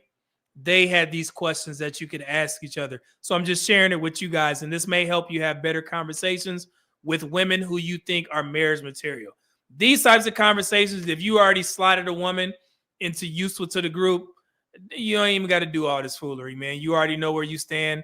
She's one of these women. I ain't cooking and cleaning, but she bent over, the bar stool or something, you won. Leave it at that. Leave it at that. So yeah, let's take a look at this. And this is something that you guys may want to clip up or screenshot. All right, so discuss your core values and beliefs. And the purpose is to understand your moral compass and non-negotiable principles. We talk about deal breakers around here all the time. Okay, so a bunch of questions that you can ask. What are the top 3 values you live by? How do you define honesty? And are there situations where it can be bent? Sound like Pop the Balloon. This would be good on Pop the Balloon if y'all want to go on there. Ask these questions. How do you define honesty? Oh, I got that one. How do you feel about religion or spirituality in daily life and family life? Good questions. Do you believe in absolute right and wrong, or does it depend on the situation? Very important in today's dating market, especially off of social media conversations. And how do you handle being with someone who sees the world very differently? And this could be a conversation between the attachment styles. I'm going to read all of these, but I'm giving you, wait, hold on. Here we go. Life goals and long-term vision. The purpose is see if your future's aligned before investing years. And that definitely applies today because more women are taking the approach of, I want to work, I want a career, but I want you to pay for everything. So you better ask these questions. Where do you see yourself living in the next 5 to 10 years? What kind of lifestyle do you want? Very important, guys. Urban, rural, minimalistic, luxury, guys. Remember this. How important is career growth versus work-life balance? What's your plan for retirement or late life security? And if we had to choose between career opportunity and staying close to family, which would win? Very important questions. You guys have a bunch of them. I'm going to just go down the list. Marriage and commitment views, purpose, clarify what forever means to each of you. That looks different to a lot of women today. Until something mess up, then I'm leaving your ass. So, children, this is good. Children and parenting philosophy. Avoid one of the top causes of breakups: mismatched parenting plans. Do you want children? If so, how many and when? What's your stance on discipline, punishment, and rewards? More people are not, we grew up in an era where we was getting swung on. But yeah, I'd never hit my child, so I had to break that cycle. So finances and money management, very important. Prevent silent resentments over money. How do you budget and track spending? Are you comfortable sharing all financial accounts, or do you want separate accounts? All important. Conflict resolution and communication styles. Will you cuss my ass out if I do something wrong and you call me fat, obese, and then you can be like, I was just playing. Now I'm just playing. Purpose. Learn how to disagree without breaking the bond. There you go. When you're upset, do you want space or immediate discussion? How do you know when you've truly forgiven someone? Okay. 7, roles, responsibility, and gender expectations, i.e. partnership. Y'all see? Y'all understand it now? You should understand it now. Okay. That's very important. It looks different to women out here. You have to be very specific. That's why when we was doing the breakdown of was it Sarah Fontenot? I was asking, I was like, man, does she believe in gender roles? Because it's not a given these days. We just showed the video of the woman saying, hey man, we ain't dealing with y'all brothers. So you have to be mindful of that. Women, it's like, yeah, I don't believe in gender. I think we both have a say, and if we need to make a decision, we both come to agreement. Have these conversations, brothers. Let's see here. Sex and physical intimacy. Purpose, build compatibility and trust around a sensitive topic. We just discussed this a little bit. How often do you want intimacy? You know what's funny? What was that couple? Is his name Duval's? The Duval couple. Y'all remember that? I forgot their name. They're a very popular social media couple, and they went viral maybe 2 or 3 years back, where they had an argument on their podcast where he was saying, "Hey man, I want sex more than you." And she was like, "Well, yeah, you should have mentioned that before we got married or something like." Y'all remember that? There you go. That's it. Donnie Mac. The family name is Ellis. That's right. Duvall and Kadeem. Yes, that's come. You remember that, Mr. Donnie Mac? You remember that conversation that they had? And he was like, "Yo, you wasn't giving it to me," or something like that. And she was like, "Well, it's your fault for not mentioning that." And people was pissed off, but I'm glad to see they're still married. So I guess they worked it out. But good couple. And I've seen him in some movies too. So good dude, man. Let's see here. See, family and social boundaries. Protect your relationship from outside interference. Ladies probably need to be mindful of that. How much is your mom going to interfere with what the hell I'm doing over here? How much time should we spend with each other's families? Are you okay with unannounced visits from relatives? These are important questions, man. And I hope y'all go back to this part of the live stream and screenshot these. Let's see here. Deal breakers and non-negotiables. Identify red lines early, not years later. What are your personal deal breakers in a relationship? How do you feel about alcohol, smoking, or recreational drugs? Are you on that China white? Is cheating always the end? Hey, important. Or can it be worked through? Hell no. Nah. How do you feel about what's that? Accessory in relationships with the opposite sex? I know I said it all wrong. Secrecy. I'm bad. I'm tripping. How do you feel about secrecy in friendships with the opposite sex? Let's see here. And if one of us changes drastically, health, beliefs, career, is that a breaking point? All good questions to ask, guys. Okay. So hopefully that helps. You kind of vet the women that you're dating properly, and also the ladies. I don't want to leave you guys out. This is absolutely for you as well. But please make sure you screenshot this stuff or just bookmark this part of the live stream. I'm going to try and put some stamps on it so you guys can have it. Okay. Man. Let me see if I missed a couple. Yeah. William 499 just said, I keep saying I don't want a partner. I'm looking for a wife. Yeah, absolutely, man. You gotta be very clear with women today. Okay, dating on the dating market. Dante Bryan $5 just said, of course she does. She wants a dude to make what she makes, but she doesn't plan on spending any of her money though.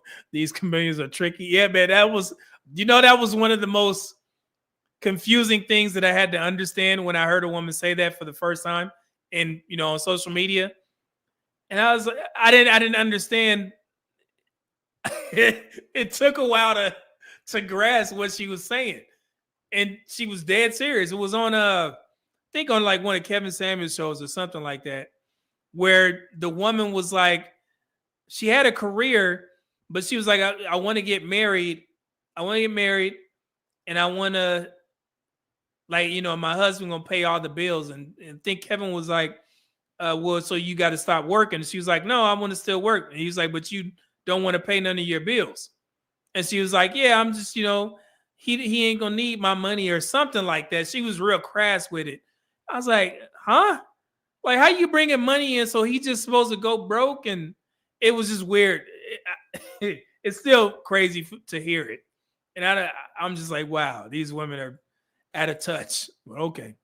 Dante Bryan $5 just said, hell no, cheating is a deal breaker. You see what happened with that brother in is that Michigan? That's why cheating is worse when you do it. I think you're talking about the 3 kids allegedly not being his, and he went to work. Yeah, that's wow. Man.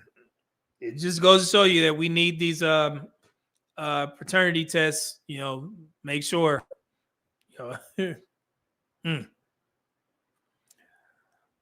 Oh man. Let's see here. All right, let me get this off here. Okay, cool, man.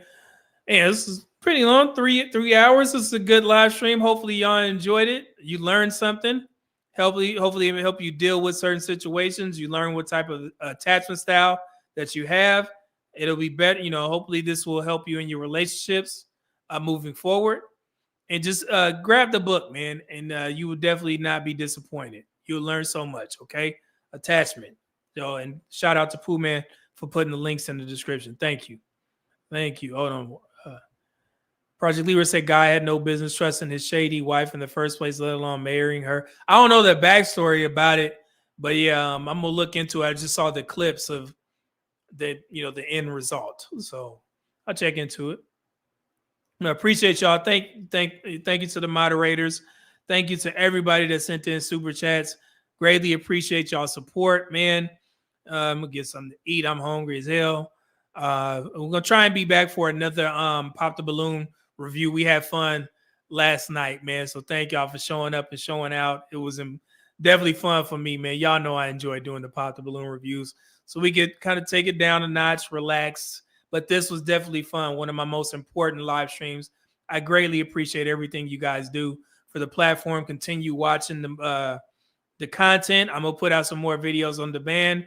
Be on the lookout for where Black men can improve. I told you guys, be very mindful because I know how much flack we get, in these spaces. So just keep in mind. But I want to make sure that we are aware of these things. I am working on the trade skill jobs and stuff like that, the stream. So just give me time and I'll definitely put that out there for you guys. Okay. So, we got some super chats. Oh man, y'all coming in strong. William, man, you've been sending in cash apps all day, man, brother. He said Fortnite $50 bomb. Said thanks for the stream, media man. Got the book on my iPad. Absolutely, man. I'll be using that iPad for everything. Let me go ahead and give you a drop, man. I appreciate it. I took it back to my old energy. And she telling me she feel the chemistry. That's bullshit. She just know I'm rich. But keep going, sweetie. Man, on the outs. Appreciate that, man. And KS Noob with the $50 bomb, too. It's a wonderful show, media man. Man, salute to you, brother. Thank you, man. Peace and blessings. Y'all, brothers, damn, dropped the dub on your boy on the way out. Y'all been doing so much for the channel, man. I greatly appreciate all the support, man. You deserve a drop. Hold on, let me see here. King Beef. I must die.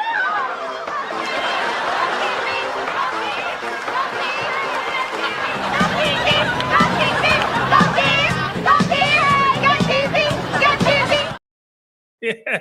And then I'll let you get a Theresa Randall as well. Oh, yeah. Ooh.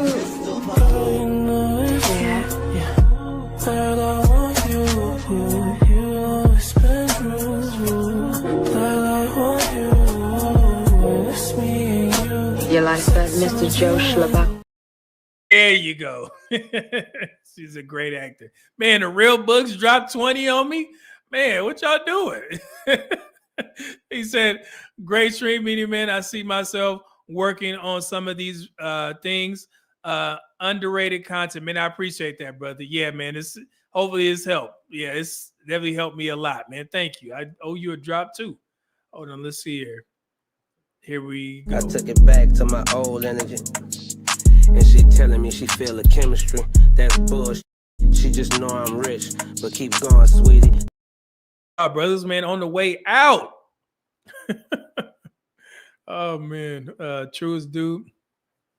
Let's see. It said Media Man played the clip of all the fly ladies. Oh, okay, yeah, on the way out. I got you, brother. I got you. Yeah, thank y'all again. God bless. Be safe out there. I know in Houston it's been raining a lot, so man, watch the driving conditions. Eat healthy, hit the gym, and I'm definitely gonna be back this week. Hopefully, we can get another Pop the Balloon in. All right, but until next week, for sure, have another Monday live stream. I'm working on something special, so yeah, I'll definitely be back. And I got you, truest dude. Here you go. Show Black women some love, smiling and shit. Here we go. Media bit out. Peace, y'all. God bless.